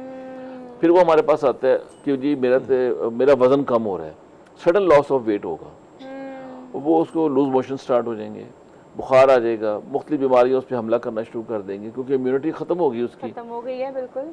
जब वो हमारे पास आएगा बहुत बुरे हालात में आता है, तो फिर हम उसको देखते हैं, उसके सारे टेस्ट करते हैं। इसके लिए हमने पंजाब में एड्स कंट्रोल प्रोग्राम के 45 सेंटर्स बनाए हैं। अच्छा। पूरे पाकिस्तान में 75 सेंटर हैं। आप देखिए पंजाब लीड कर रहा है, पंजाब में 45 सेंटर्स हैं। ओके। लाहौर में 5 सेंटर्स हैं। ठीक है। और इसके अलावा हर डिस्ट्रिक्ट हेडक्वार्टर हॉस्पिटल में पंजाब एड्स कंट्रोल प्रोग्राम का एक दफ्तर है। ओके। उसके अंदर एक डॉक्टर है, एक साइकोलॉजिस्ट है, एक डाटा एंट्री ऑपरेटर है और एक लैब असिस्टेंट है। हमारे पास जब पेशेंट तो हम नहीं कहेंगे, जब क्लाइंट हमारे पास आता है, क्योंकि दीज आर स्पेशल क्लिनिक्स, हम पेशेंट तब कहेंगे जब वो डायग्नोज हो जाएगा। जब एक भी क्लाइंट हमारे पास आया, सबसे पहले हम उसकी काउंसलिंग करते हैं, क्योंकि हमारा स्टिग्मा इतना बड़ा है, इस बीमारी का स्टिग्मा, कोई भी शख्स अपने आप को डिस्क्लोज नहीं करता, अपनी आइडेंटिटी नहीं बताता। अगर खुदा ना खास्ता, गॉड फॉरबिड, किसी को ये प्रॉब्लम हो भी जाती है, बजाय कि वो आए डॉक्टर से मिले, कंसल्ट करे, दवाई ले, ट्रीटमेंट वगैरह, अपना टेस्ट करवाए, वो छुप जाते हैं। वो अपनी फैमिली से भी ये बात छुपाए रखता है, अपने स्पाउस अपनी बीवी से ये बात छुपाता है, अपनी बहन। क्यों कि जैसे ही पता चलता है जी कि इसको एड्स हो गया, उसको कमरे में बंद कर देते हैं, उसकी सोशल बाइकआउट उसका हो जाता है और उसके एज ए स्टिग्मा उसको मतलब एक कोविड वाली सिचुएशन जो कि इनिशियली कोविड में आई थी कि एक गाड़ी आपको डबल एग्जैक्टली आप बजा कह रहे हैं, जबकि हकीकत इसके बिल्कुल बरक्स है। अच्छा, ठीक है। बिल्कुल हकीकत जो है ना इसका, आप जब सुनेंगी मेरी बात तो आप देखेंगे कि बिल्कुल ही ये बात डिफरेंट। जरूर आप शेयर करें। पेशेंट हमारे पास अव्वल तो पेशेंट बड़ी मुश्किल से आता है। ठीक है। पेशेंट को लाने के लिए हमें उन कम्युनिटीज़ में जाना पड़ता है जिन कम्युनिटीज़ में ये ज़्यादा प्रेवलेंस है। प्रेवलेंस कहाँ कहाँ पे है? प्रेवलेंस ज़्यादा है उन लोगों में जो आईवी ड्रग्स लेते हैं, जो इंजेक्शन लगवाते हैं, जो एक ही सिरिंज से 10-10 ग्रुप बैठे होते हैं और वो अपने आप को इंजेक्शन लगवा रहे होते हैं। हमारा मोर देन 50% जो HIV पेशेंट है वो इन ग्रुप्स में है। उसके बाद हमें इन लोगों को अप्रोच करना इतना आसान नहीं है। इनके पास आप जाएंगे ये भाग जाएंगे, ये अपनी आइडेंटिटी नहीं बताते, ये अपने आप को बिल्कुल आइसोलेट कर लेते हैं। हमें इन्हीं के लोगों में से लोग हायर करने पड़ते हैं। ठीक है। हमने उनको जॉब्स दी हुई हैं। डॉक्टर साहब, जो मिसाल आप दे रहे हैं, डॉक्टर साहब मैं आपने एक प्रोड्यूसर की बात कर रहा हूँ, मैं नाम तो नहीं लूँगा, लेकिन मेरे साथ कई टेलीविज़न के चैनल में उसमें काम किया है और बड़ा हम जब भी HIV में कोई मुब्तला हो जाता है तो हमारी सोच कहीं ना कहीं एक और साइड पे चली जाती है। लेकिन मैंने उनको बड़ा मज़हब के करीब या नमाज परहेज़गार, मैंने उनको बड़ा करीब देखा है। फिर मुझे गुज़िश्ता रोज़ उनकी कॉल आई कि हरमीत मेरा एक्सीडेंट हुआ था और मैं रिकॉर्डिंग के लिए जा रहा था, तो अचानक जब मेरा ऑपरेट हुआ यानी ऑपरेशन में मेरा हुआ तो फिर मेरा HIV भी डायग्नोज हुआ। अब ये सिचुएशन है कि घर वालों ने मुझे निकाल दिया है घर से और मुझे एक छोटा सा रूम दिया है गांव में जिसमें मुझे मंथली पैसे दिए जाते, तो वो बेतहाशा मैं जब उसकी जो हालत मैंने देखी तो वो यकीनन वो बड़ा मायूस भी था और उसने अपने पास टैबलेट्स भी रखी थी कि मैंने अपने आप को ख़त्म करना है। तो सर ये इस नहज तक पहुंचाने वाले कहीं ना कहीं इस सोसाइटी, इस माशरे का भी आप समझते हैं कि हम भी हिस्सादार हैं कि एक शख्स को आप इतना तन्हाई में धकेल देते हैं कि फिर वो डिप्रेशन में चला जाता है। तो क्या करना चाहिए? क्या HIV कहीं अगर आपके साथ रहता है या खाता है तो क्या तरीक़ाकार, क्या इसमें ऐसी हिफाजती इंतजाम है कि अगर एक शख्स आपके साथ रहे भी उसको ये नहीं हो सकता? लेकिन मिसकंसेप्शन बहुत ज़्यादा है हमारे सोसाइटी में। गुजारिश ये है कि मैं हमेशा एक बात कहा करता हूँ कि मुझे बड़ा प्राउड फील होता है, आई फील ऑलवेज प्राइड, कि हम ऐसे लोगों को गले लगाते हैं जिनको लोग अपने पास बैठना पसंद नहीं करते। हम हर उस पेशेंट को जो HIV का पेशेंट है हम उसको गले लगाते हैं, हम उसको पास बिठाते हैं। ये एक मिसकंसेप्शन है कि बीमारी हाथ मिलाने से या पास बैठ के चाय पीने से, खाना खाने से या बातचीत करने से, कंटेजियस वाली जो एक नॉट एट ऑल, ये बीमारी ऐसे नहीं फैलती। आप खाना खा सकते हैं, आप शेयरिंग कर सकते हैं, आप हाथ में लाएं, बगलगीर हों, तो कोई ऐसा मसला नहीं है। ये तो हमारे लोगों की बनाई हुई बातें हैं जिसकी वजह से पेशेंट डिप्रेशन में चला जाता है और वो अपने बारे में सुसाइड अटेम्प्ट का सोचता है और बहुत कुछ चीज़ें। अच्छा, देखिए मैंने ये चीज़ ऐड कर लें क्योंकि यहाँ से ना ये चीज़ ड्राइव इस तरह से होती है कि ये मिसकंसेप्शन आज से नहीं है, बहुत पुराना है, जिसकी वजह से माशरे में HIV के पेशेंट्स की एक्सेप्टेंस उनके अपने घर वालों के साथ भी नहीं होती। अब इस हवाले से एजुकेट करना भी बहुत ज़रूरी है। इज़म बट हमारे साथ मौजूद है, चूँकि वो कम्युनिकेशन ऑफिसर हैं, तो इस हवाले से कम्युनिकेट करना या इज़म बहुत सारे ऐसे प्लेटफॉर्म हैं जिनसे हम घर वालों को भी और एड्स के पेशेंट को भी इस हवाले से एजुकेट कर सकते हैं कि इफ़ यू आर, अगर आपने डायग्नोस कर लिया है, हाउ यू शुड रिएक्ट और हाउ लाइक आपकी फैमिली को किस तरह से आपको एक्सेप्ट करना चाहिए। स्कूल, कॉलेज, यूनिवर्सिटीज़ और खास तौर पर ऐसे बताओ कि सोशल मीडिया इतना ज़्यादा हो गया ना, तो आपका क्या प्लान है इस एड्स कंट्रोल प्रोग्राम में कि किस तरह से लोगों को मजीद अवेयर किया जा सकता है? प्लान तो यही है कि सोशल मीडिया, आपको पता है कि आजकल बच्चे, बड़े बूढ़े, इवन डैड, जितने भी आपके मेंबर्स हैं घर में, सब भी फ़ोन्स पे लगे होते हैं और सबको यही होता है कि ऑल टाइम कोई सोशल मीडिया यूज़ कर रहे होते हैं और स्पेशली आजकल शॉर्ट्स वीडियोस बहुत ही ज़्यादा इन है। तो हम लोगों का यही प्लान है कि शॉर्ट्स वीडियोस के ज़रिए जो प्लान है, जो मैसेज है, वो हम दूसरे लोगों तक पहुंचाएं। इसलिए शॉर्ट्स वीडियो पे इंशाल्लाह हम वर्क कर रहे हैं और प्लेटफॉर्म ऑलरेडी हम लोग हैं, फेसबुक पे हैं, यूट्यूब पे हैं, बट एज यूजुअल इतना टाइम किसी के पास नहीं वो इतनी लंबी वीडियोस देखें, इसलिए आजकल ज़्यादा सेकंड्स में वीडियोस देखते हैं। इसमें एक और बात ये भी है कि देखिए, जैसे हम एक प्रोग्राम कर रहे हैं ना, एक डिटेल डिस्कशन डॉक्टर फारूक कर रहे हैं या आप कर रहे हैं, या हरमीत का सवाल है, तो वो सवाल हरमीत का नहीं है, वो हरमीत से मुंसलिक है, हरमीत के बहुत सारे लोग जिनसे वो मिलते हैं, ये उनका सवाल है, अवाम का सवाल है जो कि हरमीत कर रहे हैं। लेकिन अब आप अगर बात करें तो स्कूल, कॉलेज, यूनिवर्सिटीज़, ये वो प्लेटफॉर्म्स हैं जहाँ पर सेमिनार्स और ट्रेनिंग वर्कशॉप्स और इस तरह की चीज़ें अरेंज की जा सकती हैं। इस हवाले से इन एरियाज़ को टारगेट करने का सेमिनार्स तो डेफिनेटली हो जाएंगे, लेकिन उसमें स्कूल्स और अगर हम कॉलेजेस में जाते हैं तो इट्स मीन दैट वहाँ पे रिक्वायरमेंट्स होती है कि स्पेसिफिकली बात आप कर सकते हैं, आप प्रॉपर उनको नॉलेज नहीं दे सकते। इस वजह से ज़्यादा प्रेफर मैं यही करूँगी हम शॉर्ट वीडियोज़ के ज़रिए, सोशल मीडिया के ज़रिए किस तरह से फैलते हैं और दैट। लेकिन सर देखिए, कुछ चीज़ें हमने किताबों में पढ़ी हुई हैं, जैसे आपने कहा कि गलत कॉन्सेप्ट है कि हाथ मिला लेंगे, साथ खा लेंगे, चम्मच यूज़ कर लेंगे, पानी पी लेंगे तो ये फैलेगा। इंजेक्शंस की बात की जाए, मुबाशरत की बात की जाए, ये वो चीज़ें हैं जिसके थ्रू ये ज़्यादा फैलता है।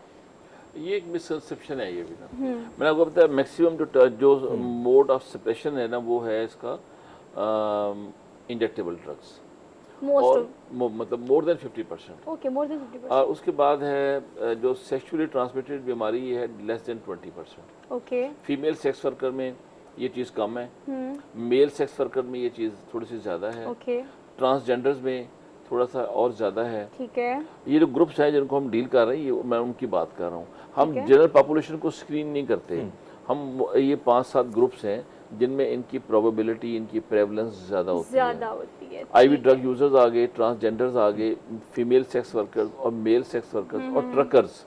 ये जो ट्रकर्स हैं जो 2-2 महीने 3-3 महीने घर से बाहर रहते हैं, गाड़ियाँ चलाते हैं और वो कई महीने अपने घर से बाहर रहते हैं और वहीं अड्डों पे रहते हैं, तो हमने अड्डों पे भी सेंटर बना रखे हैं अपने, वहाँ पे इनकी स्क्रीनिंग करते हैं।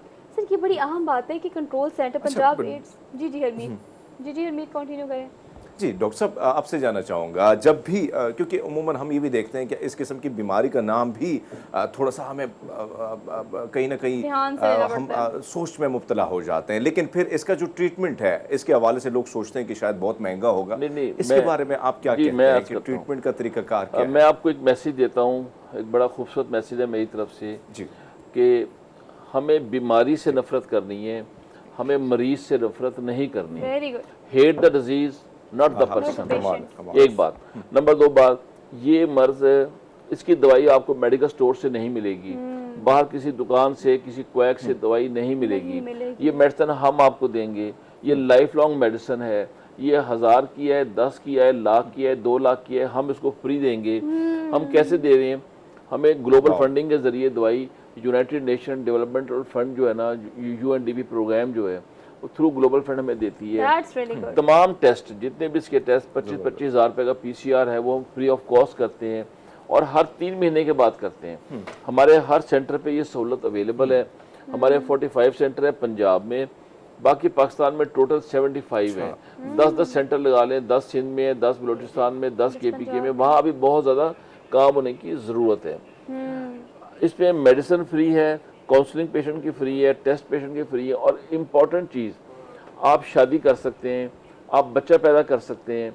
ये एक मिसकंसेप्शन है कि शादी नहीं करनी, आप शादी करें। आपकी स्पाउस नेगेटिव है और आपको HIV पॉजिटिव है, आप शादी कर सकते हैं बता के, डॉक्टर से पूछ के। हम आपको मेडिसिन देंगे, आप मेडिसिन बेगम को भी खिलाएं, खुद भी खाएं, आप एक हेल्दी लाइफ गुजारेंगे। आप यकीन करें कि जो एड्स कंट्रोल प्रोग्राम है, उसने HIV पॉजिटिव लोगों को अपने डिपार्टमेंट में जॉब दे रखी है, वो हमारे साथ काम करते हैं। कमाल है। ठीक है, और ये मेडिसिन का कोई इशू नहीं है, टेस्टिंग का कोई इशू नहीं है। अच्छा जी, कि आप जो पंजाब एड्स कंट्रोल प्रोग्राम की अब तक कॉन्वर्सेशन या डिस्कशन जो आपने सुनी है, उसको करने का मकसद ये भी है कि ये एक तो मसला एग्जिस्ट करता है और बहुत देर से करता है, लेकिन जब चूँकि पहले इसके बारे में इतनी बात नहीं की जाती थी, अब आवाम इतनी बाशऊर होगी, कम से कम अगर बात नहीं भी करते तो बात सुनते ज़रूर है कि हाँ ये चीज़ है। लेकिन जितने सेंटर्स बनाए गए हैं ये आपके लिए बनाए गए हैं, आप यहाँ जाकर टेस्ट भी करा सकते हैं। अद्वियात की अगर हम बात करें, काउंसलेशन की अगर हम बात करें, तमाम चीज़ें जो है इसकी सहूलियात मैसर हैं। ऐसा नहीं कि अगर ये बीमारी बहुत मूजी है तो इसका इलाज मुआवजा उतना ही ज़्यादा महंगा है। सर ये तो हमने बात कर ली कन्विंस करने की लोगों की कि इसके बारे में बात भी करें, इसको एड्रेस भी करें और इसको कॉमन भी करें, क्योंकि बीमारी है उसका इलाज मुआवजा मुमकिन है, ऐसा नहीं कि बिल्कुल लाइलाज बीमारी है। सर बड़ों की हमने बात कर ली, शादीशुदा अफराद की, स्पाउस की, है ना, बच्चों में ये तादाद सर सिंध में बहुत ज़्यादा हो गई है। किन में? बच्चों में जी। ये तादाद ये सिंध में बहुत ज़्यादा हो गई है। देखिए, हम बात ओवरऑल बात करते हैं, क्योंकि मैं पंजाब एड्स कंट्रोल प्रोग्राम को देख रहा हूँ। एक प्रोग्राम हमने शुरू किया है, उसे कहते हैं PPTCT, prevention parents to child transmission. अच्छा, PPTCT, prevention parents to child transmission. Child transmission, हमारे पंजाब में 4 सेंटर्स हैं, ठीक है, डेरा गाजी खान में, फैसलाबाद में, लाहौर सर्विसेज हॉस्पिटल में, और ननकाना के साथ एक जगह है शाहकोट, वहाँ पे है। ठीक है, हमने 540-45 माओं का हमें ट्रीटमेंट किया, सिर्फ 2 बच्चे पॉजिटिव पैदा हुए हैं। हमारा 99.99% सक्सेस रेट है। माशाल्लाह। वो भी जो 2 बच्चे पॉजिटिव आए हैं इसलिए कि माओ ने दवा लेना छोड़ दी थी। अच्छा, जो लास्ट ट्राइमेस्टर होता है उसमें उन्होंने मेडिसिन छोड़ दी थी, ये समझते थे कि मैं अब ठीक हो गई हूँ, मुझे मेडिसिन की ज़रूरत नहीं है। अब ये 2 तरह का ट्रीटमेंट और भी आए हैं, ये बड़ी इंपॉर्टेंट इन्फॉर्मेशन है आवाम के लिए। एक को हम कहते हैं प्रेप, एक को कहते हैं पेप। प्रेप का मतलब है pre exposure treatment, okay, pre exposure prophylaxis, और पेप का मतलब है पोस्ट एक्सपोजर प्रोफाइलेक्सिस। आप किसी ऐसी महफिल में जा रहे हैं, किसी ऐसी सोसाइटी में, कम्युनिटी में जा रहे हैं जहां आपको शक है कि मैं कहीं एक्सपोज ना हो जाऊं। एक डॉक्टर ऑपरेशन कर रहा है, उसको खतरा है कि मैं मुझे कहीं प्रिक ना हो जाए, मुझे लग ना जाए, तो उसका ट्रीटमेंट भी आ गया है कि आप प्रोफाइलेटिकली आप ट्रीटमेंट ले सकते हैं, और आजकल बड़ा कॉमन है। ठीक है, वो ट्रीटमेंट है 2-3 दिन का, उसकी 2-4 डोजेज हैं, मतलब 1 दिन पहले शुरू करनी होती है और 2 दिन बाद आपने लेनी है। अगर आपको शक है कि मैं वहां जा रहा हूं तो मुझे मैं एक्सपोज ना हो जाऊं, प्रिकॉशंस काइंड ऑफ थिंग ना, आप प्रोफाइलेक्टिकली ले सकते हैं, इसे हम प्रेप कहते हैं। प्रेप कहते हैं, ठीक और है। एक है पोस्ट, अगर आप एक्सपोज हो गए हैं, एक सर्जन ऑपरेशन कर रहा है, उसे कट आ गया है, उसको प्रिक आ गया है, कोई एक और है, मतलब किसी तरीके से आप एक्सपोज हो गए, आपको पता लग गया कि मैं एक्सपोज हो गया हूँ, तो आपने 28 दिन मेडिसिन खानी है, सिर्फ 28 डेज, नॉट लाइफ लॉन्ग। 28 दिन आप दवाई फौरी शुरू कर दें तो आपको ज़िंदगी भर एड्स नहीं होगी। सर ये जो रेशो है इसके बारे में बताइएगा कि पहले तो चलें, ऑब्वियसली अब तो बहुत सारा टेक्नोलॉजी एडवांस हो गई है, बेसिक हेल्थ प्रोटोकॉल्स अच्छे हो गए हैं, आप जैसे इदारे बहुत अच्छा काम कर रहे हैं, जो डायग्नोस भी करते हैं, इलाज मुआवजा भी करते हैं, अब रेशो रिकवर होने की कितनी है? पेशेंट अगर दवाई खाएगा तो रिकवरी है, उससे कुछ भी नहीं होगा इंशाल्लाह अल्लाह के हुक्म से। ये लोग दवाई नहीं खाते, छुप जाते हैं, और दवाई ली छोड़ दी लोगों की बातों में आके। हमारे पास काउंसलिंग होती है, pre test counselling, post test counselling. हम पेशेंट को अडहियर करते हैं ट्रीटमेंट के साथ। मैं आपको रेशो बताता हूँ, हमारे पास पंजाब में हमारे प्रोग्राम में 32,000 जो पेशेंट हैं वो रजिस्टर्ड हैं, उनमें से 17,000 जो है ना वो बाकायदा मेडिसिन लेते हैं, ठीक है, हर महीने लेके जाते हैं मेडिसिन। 6,000 पेशेंट जो है ना, 6 से 7,000 पेशेंट हमारे चले गए हैं लॉस टू फॉलोअप पे। लॉस टू फॉलोअप का मतलब है कि वो गुम हो गए हैं, छुप गए हैं वो।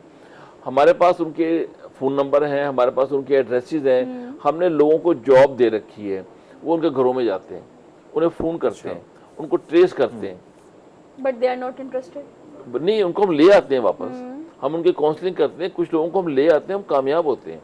हमारे प्रोग्राम जो है लॉस टू फॉलोअप जो है इस पे काम हो रहा है बाकायदा। सर फॉलोअप ना करने का एक मेन रीज़न क्या लगता है आपको?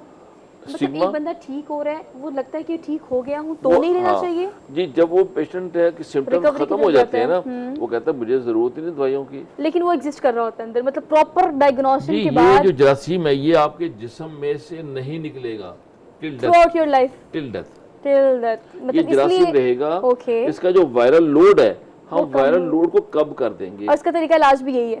तरीका इलाज भी यही है, वायरल लोड हम कम करते हैं। जब वायरल लोड कम होता है पेशेंट फ्रेश हो जाता है, शाज बशाज उसको लगता है मैं ठीक हो गया हूँ, मैं ठीक हो गया हूँ, लेकिन ये एग्जिस्ट कर रहा होता है लेकिन ये अंदर। एग्जिस्ट कर रहा होता है। जैसे आप दवाई बंद करेंगे आपका CD4 काउंट बढ़ना शुरू हो जाएगा।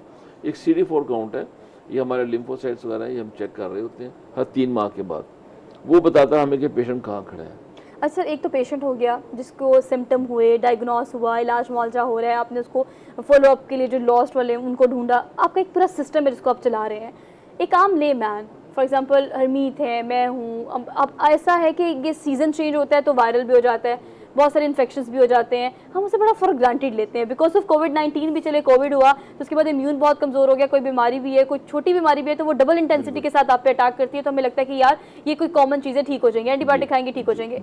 एक आम लेमैन को अपनी रूटीन में किन चीज़ों की वजह से फौरी तौर पर सिर्फ टेस्ट के लिए जाना चाहिए और कितनी देर बाद जाना चाहिए? ये रूटीन स्क्रीनिंग, हमारे पास लिटरेसी रेट बहुत कम है, लोग अनएजुकेटेड हैं, लोग स्क्रीनिंग को तो जो ही नहीं देते, आपको पता है। जो एसोसिएटेड इलनेसेस हैं इसके साथ, वो क्या है? वो हेपेटाइटिस बी है, हेपेटाइटिस सी है, वो सिफिलिस है, वो टीबी है। हम हर पेशेंट को जो हमारे पास आता है, जो हमारा क्लाइंट हमारे क्लिनिक में आ जाता है, हम उसका हेपेटाइटिस बी भी करते हैं, हम उसका हेपेटाइटिस सी भी करते हैं, हम उसका टीबी टेस्ट भी करते हैं।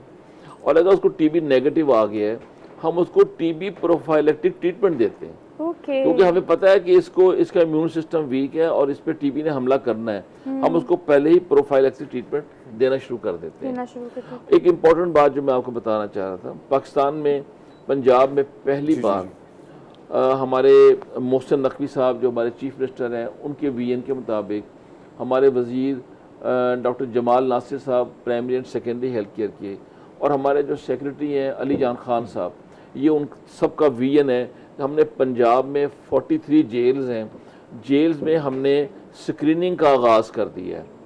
हम उसमें सारी स्क्रीनिंग कर रहे हैं। 52,000 कैदी हैं रफली एस्टिमेटेड, और वहाँ के जो एम्प्लॉइज़ हैं, जो वहाँ का स्टाफ है, किसी में 1000 एम्प्लॉई है, किसी में 2000 है, किसी में 4000 है, हम सब की स्क्रीनिंग एक ही वक्त में हमने शुरू कर दी है।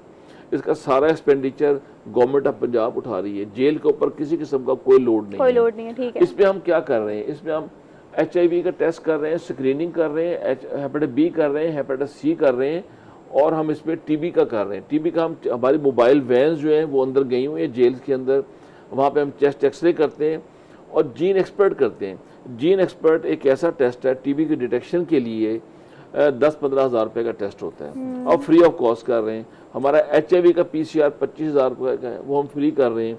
CD4 काउंट है, ना सिर्फ हम स्क्रीनिंग कर रहे हैं बल्कि हम पेशेंट को ट्रीटमेंट भी दे रहे हैं। हेपेटाइटिस बी का ट्रीटमेंट दे रहे हैं, हेपेटाइटिस सी का ट्रीटमेंट दे रहे हैं, एड्स का ट्रीटमेंट दे रहे हैं, TB का ट्रीटमेंट दे रहे हैं। और ये गवर्नमेंट ऑफ पंजाब का वीएन है, मोहसिन नकवी साहब का, हमारे वजीर जो जमाल नासिर साहब हैं डॉक्टर साहब, उनका बड़ा ज़्यादा इंटरेस्ट है। और इन सब तमाम चीज़ों को ऊपर हमारे सेक्रेटरी साहब हैं अली जान साहब। सर ये तो चलिए निगरान सेटअप है, ये तो अगर पाकिस्तान की बात करें और बेसिक हेल्थ प्रोटोकॉल्स की बात करें तो हमेशा हमारे शहरी जो है वो इस चीज़ का गिला करते हैं कि कंसर्न डिपार्टमेंट इस हवाले से बीमारियों की अवेयरनेस या इलाज मुआवजे के हवाले से इतने अवेयर नहीं है या इतने एक्टिविटी उनकी नहीं होती है, इतना इस पर ध्यान नहीं दिया जाता। कंसर्न डिपार्टमेंट जो अपने फ़राइज़ इस तरह से बखूबी अदा नहीं करता।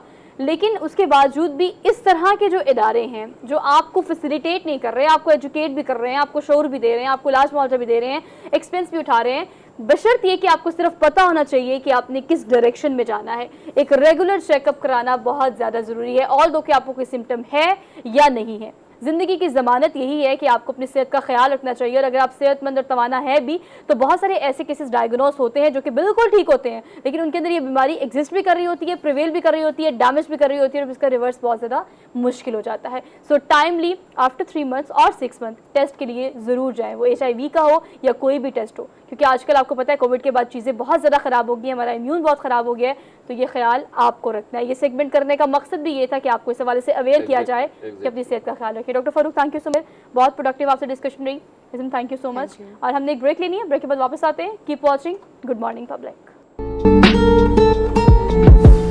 Welcome back after the break. Let's talk about Pakistan super league season 8, जिसकी धूम लाहौर में तो बहुत ज़्यादा मची हुई है। हाल बत्ता इस धूम की वजह से बाकी जो सियासी एक्टिविटीज़ हैं वो थोड़ी सी हमें कम दिखाई दी हैं, और लोग जो हैं वो उससे निकल कर अपने ध्यान को डाइवर्ट करना चाह रहे हैं, और सिचुएशन थोड़ी अंडर कंट्रोल भी है। बिकॉज 2 दिन पहले ज़मान पार्क की जो भी सिचुएशन थी उसमें इस चीज़ का होना बहुत ज़्यादा ज़रूरी था। लेकिन अब इस चीज़ में क्या हो रहा है उसके बारे में बात कर लेते हैं। और अगर हम क्रिकेट की बात कर रहे हैं, पाकिस्तान सुपर लीग की बात कर रहे हैं, किसी की जीत और हार की बात कर रहे हैं, टेक्निकलिटीज़ की बात कर रहे हैं, तो वन एंड ओनली हमारे साथ होना चाहिए हाफिज़ इमरान साहब को, स्पोर्ट्स एनालिस्ट हैं और हमारे प्रोग्राम में उन्होंने हमें ज्वाइन किया है। आपको खुशामदीद कहते हैं। अस्सलाम वालेकुम इमरान, कैसे हैं आप?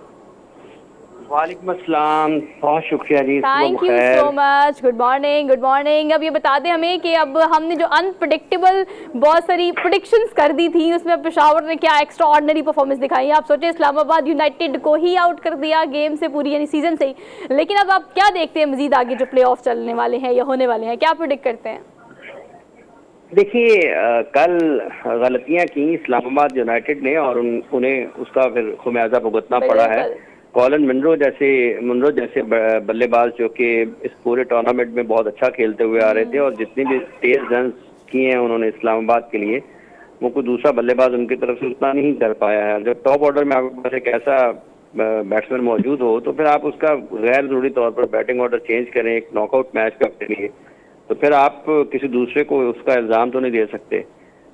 पेशावर हालांकि आगाज उनका बहुत अच्छा था, वो रन 200 से जायद भी कर सकते थे। इस्लामाबाद ने कमबैक किया, लेकिन जब वो बारी करने के लिए आए हैं, बैटिंग करने के लिए, तो उस वक्त उनकी वो टेक्टिकली उतने ज्यादा अच्छे नहीं थे। एक अमली के एतबार से उन्होंने कल को उतनी ज्यादा अच्छी चीजें नहीं की हैं। जो उनके बेस्ट उनके बैटर्स थे जिनको वो ज्यादा बेहतर तरीके से इस्तेमाल कर सकते थे, वो उसमें कामयाब नहीं हुए कल, और उसका उनको फिर शिकस्त की सूरत में नतीजा उनके सामने आया है। दूसरी तरफ पेशावर ज़ल्मी को आप देखते हैं तो उन्होंने एक ऐसा मौका आया था मैच में कि जब ये लग रहा था कि इस्लामाबाद बासानी जीत सकता है, लेकिन उन्होंने इनिंग्स के दूसरे 10 ओवर्स में कमबैक किया, बहुत अच्छी गेंदबाजी की। बाबर ने बड़े अच्छे तरीके से अपने तमाम गेंदबाजों को इस्तेमाल किया और आमिर जमाल हो गए, सलमान इरशाद का आगाज अच्छा नहीं था इस टूर्नामेंट में, लेकिन जब कल उनको मौका मिला है तो उन्होंने बहुत बेहतरीन अंदाज में गेंदबाजी करते हुए एक अहम मैच में अपने इमरान भाई, अगर हम देखें जो कल हमने देखा, वाकई में ऐसा लग रहा था कि यूनाइटेड जो है वो हैवी है और कहीं ना कहीं जीत अपने नाम कर जाएगी, लेकिन फिर हमने बॉलिंग की, आपने इरशाद की बात की या आमिर जमाल की बात अगर करें तो हमने आजम खान को हमेशा देखा है। जी जी जी, हरमीत कंटिन्यू करें। जी, आजम खान को देखा है कि बड़े कमाल के उन्होंने जिस तरह शॉट खेले, लेकिन कल यॉर्कर से ही चल पड़े दो रन बना के। तो क्या अब एक कमजोरी होगी या इस कमजोरी पर भी काबू पाना होगा आजम खान को? पाजी, ये जो कल जो बॉल हुआ ना उनको, अभी तो वो अर्ली बहुत अर्ली थे, शुरू में ही हो गया, ठीक है। थोड़ा पेस का भी फर्क पड़ता है, कुछ यॉर्कर पे तो किसी को भी आउट कर सकते हैं, लेकिन थोड़ा कल वो अनलकी रहे कि बॉल उनको उनके पैड्स को लगने के बाद विकेट में चला गया। ऐसा ही होता है बाज़ औक़ात, जैसे कल कॉलिन मुनरो भी इनसाइड एज के ऊपर विकेटों के ऊपर गिरे ना, उनका बॉल भी विकेट के ऊपर लगा। तो ये सम टाइम जब लक आपके साथ चल रही होती है ना, तो इस किस्म की विकेट्स मिल जाती हैं।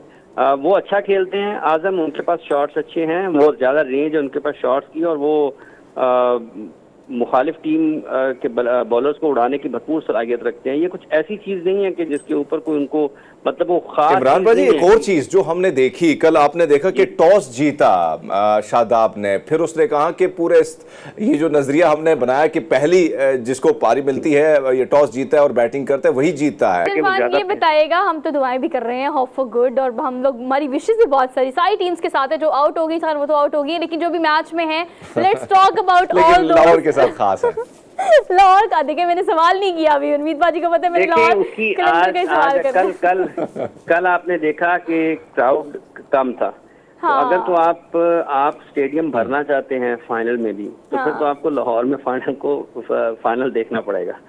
लाहौर को वैसे बुनियादी तौर पर अगर आप क्रिकेट के नुक्ता निगाह से देखते हैं तो ये टूर्नामेंट जीतना चाहिए। इस ट्रॉफी का हक है, वो ये कह रही है कि मैं पेशावर भी नहीं जाऊंगी और मैं लाहौर ही जाना है।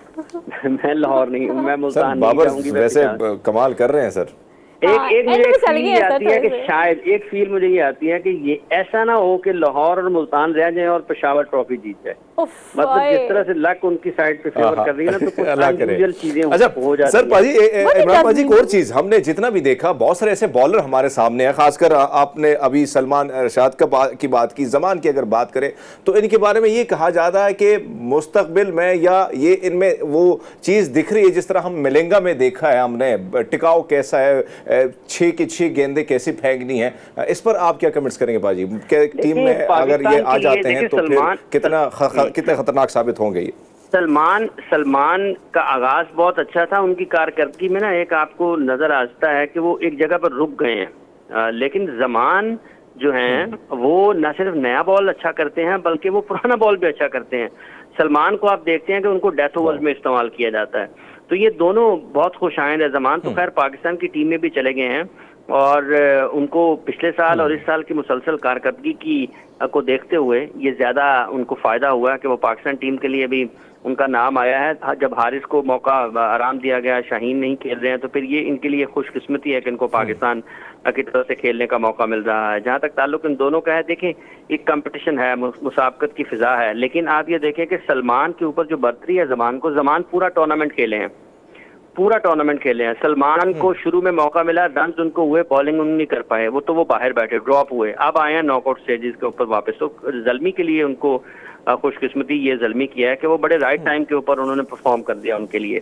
तो ये पाकिस्तान के लिए खुशाइंद है कि वो बॉलर्स परफॉर्म कर रहे होंगे कि जो आपके यॉर्कर है ना, ब्लॉक बॉल को हिट करते हैं, टारगेट करते हैं। मतलब स्लोअर वन, आपने देखा कि स्लोअर वन जब होती हैं तो जो ओवरसीज प्लेयर हैं वो उसको ज्यादा अच्छे तरीके से उठाकर बाहर फेंकते हैं निस्बतन पाकिस्तानियों के, तो उसके ऊपर काफी काम हो सोहा की अगर इजाजत हो तो एक और सवाल आपसे जानना चाहूंगा। हमने 90s में देखा, हमने माजी में ये देखा कि एक दूसरे के पांव खींचना या कहीं ना कहीं साजिश रचाना, पॉलिटिक्स होना हमारे खिलाड़ियों में अब भी जब चीजें सामने आती है तो हमें अंदाजा होता है कि किस किस्म से सियासत हो रही थी। लेकिन कल शादाब से एक सहाफी ने सवाल किया कि भाई साबिक कप्तान बाबर आजम, तो उन्होंने डांटो, उन्होंने कहा नहीं बादशाह साहब आराम कर रहे हैं, साबिक कप्तान ना कहें उन्हें।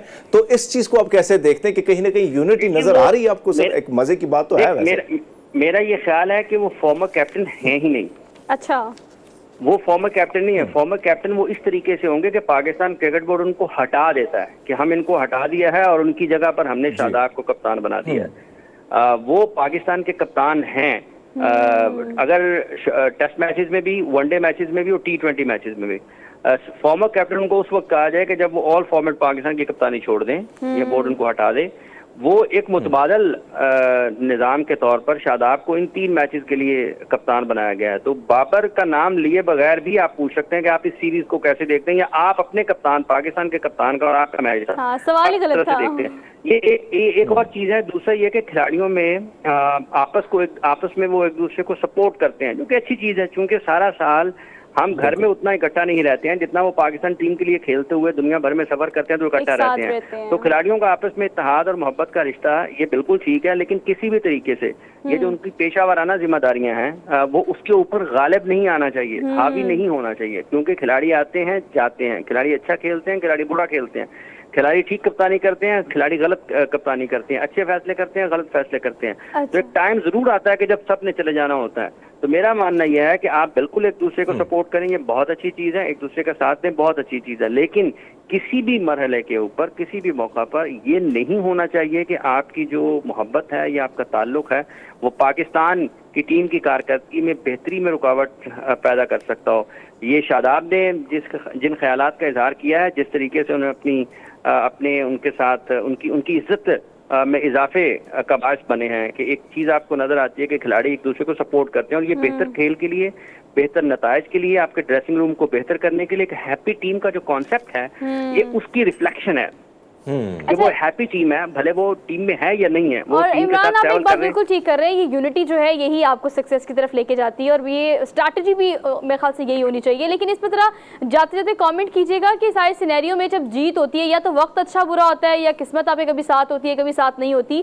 लेकिन लास्ट कुछ मैचेस में या थ्रू आउट सीरीज में हमने लाहौर कलंदर्स को अच्छा परफॉर्म करते हुए देखा, ऑल दिस में कोई दो राय नहीं है। लेकिन जब थोड़ा अच्छा खेल लेते हैं तो थोड़े रिलैक्सिंग मूड में और स्लिपिंग मूड में भी चले जाते हैं। पिछला मैच में कोई एक्स्ट्रा ऑर्डनरी नहीं था जो कराची के साथ था, उसमें भी आपको पता है कि हमें था कि कोई चलो फॉर ग्रांटेड मैच है, इसको फॉर ग्रांटेड ले लेते हैं। सर छोटा हो मैच हो, बड़ा हो, या जिस तरह का भी हो, मतलब इस मौके पर आकर ये रवैया नहीं रखना चाहिए था। ठीक है, कराची वाला मैच फुल स्ट्रेंथ के साथ ही जाना चाहिए था। हाँ। और वहां पर बेहतर नोट पे फिनिश करने की जरूरत थी। एक जब आप इस तरह के अपना मोमेंटम तोड़ते हैं ना कि जो चीजें आपके साथ ट्रेवल कर रही हैं ड्यूरिंग द टूर्नामेंट, जब आप उनको खुद तोड़ देते हैं तो फिर आपको मुश्किलात का सामना करना पड़ता है। और फिर जब आपने पहला मैच मुल्तान सुल्तान के खिलाफ खेला ना, जब आप प्ले ऑफ्स में आ गए, तो आप देखें वो चीज वहां पर नजर आई कि मैच के ऊपर गिरफ्त थी, कमजोर हुई। जब बारी लेने के लिए आए तो वो सिचुएशन के एतबार से उसको बैटिंग नहीं कर पाए, जो पिच था उसको अच्छा रीड नहीं कर पाए। टैक्टिकली उस दिन उन्होंने गलतियां की, जैसे इस्लामाबाद यूनाइटेड ने की जिस किस्म की बैटिंग की जरूरत थी वो उसको कर नहीं पाए हैं। तो आपके थॉट प्रोसेस जब डिस्टर्ब होती है तो यकीनी तौर पर फिर आपको उसके मसाइल का सामना करना पड़ता है और आपके रास्ते में रुकावटें आती हैं। तो यही कुछ हुआ है लाहौर के साथ। वो इससे बेहतर टीम है, इस टूर्नामेंट में सबसे बेहतर और सबसे जो बैलेंस टीम है वो लाहौर की है। उनको जीतना चाहिए टूर्नामेंट। ये किसी उनकी मोहब्बत में या उनके, चूंकि हम लोकल हैं, हम उनकी सपोर्ट में नहीं, आपको ज्यादा बेहतर बैलेंस नजर आता है बॉलिंग में, बैटिंग में। उनको अपने बैटिंग ऑर्डर को गैर जरूरी तौर पर छेड़छाड़ करने की जरूरत नहीं है। कंडीशंस के एतबार से जो चीजें हैं और जो मेरिट बनता है उसके मुताबिक आगे लेके जाने की जरूरत है। तो वो बेहतर टीम है, ये बात आपकी ठीक है कि उनको बिल्कुल रिलैक्स नहीं होना चाहिए था, ये गैर जरूरी तौर पर आराम और सहूलत की तरफ नहीं जाना चाहिए था। आप गए हैं तो आप देखें कि अब आपकी जो ट्रॉफी है वो स्टेज पे है ना, खतरे में पड़ गई है। अगर आप जीते होते तो आप फाइनल में बैठे आराम कर रहे होते, दूसरे मुखालिफ टीम का इंतजार कर रहे होते। ठीक तो है, उनको जीतना पड़ेगा, आज का मैच उनको जीतना पड़ेगा। अगर नहीं जीतेंगे तो फिर बस उसके बाद जब एक मरतबा आपकी ट्रेन निकल जाती है तो फिर उसके बाद इंतजार तवील भी हो जाता है। लेकिन अल्लाह करे खैर ये तो इंतजार जो है तवील ना हो। ये सबसे बेहतर टीम है जी, ये लाहौर की इस टूर्नामेंट में ये सबसे बेहतर टीम है। इसलिए नहीं कि मैं लाहौरी हूँ या इसलिए नहीं कि आप उनको सपोर्ट कर रहे हैं, obviously they polish themselves so much.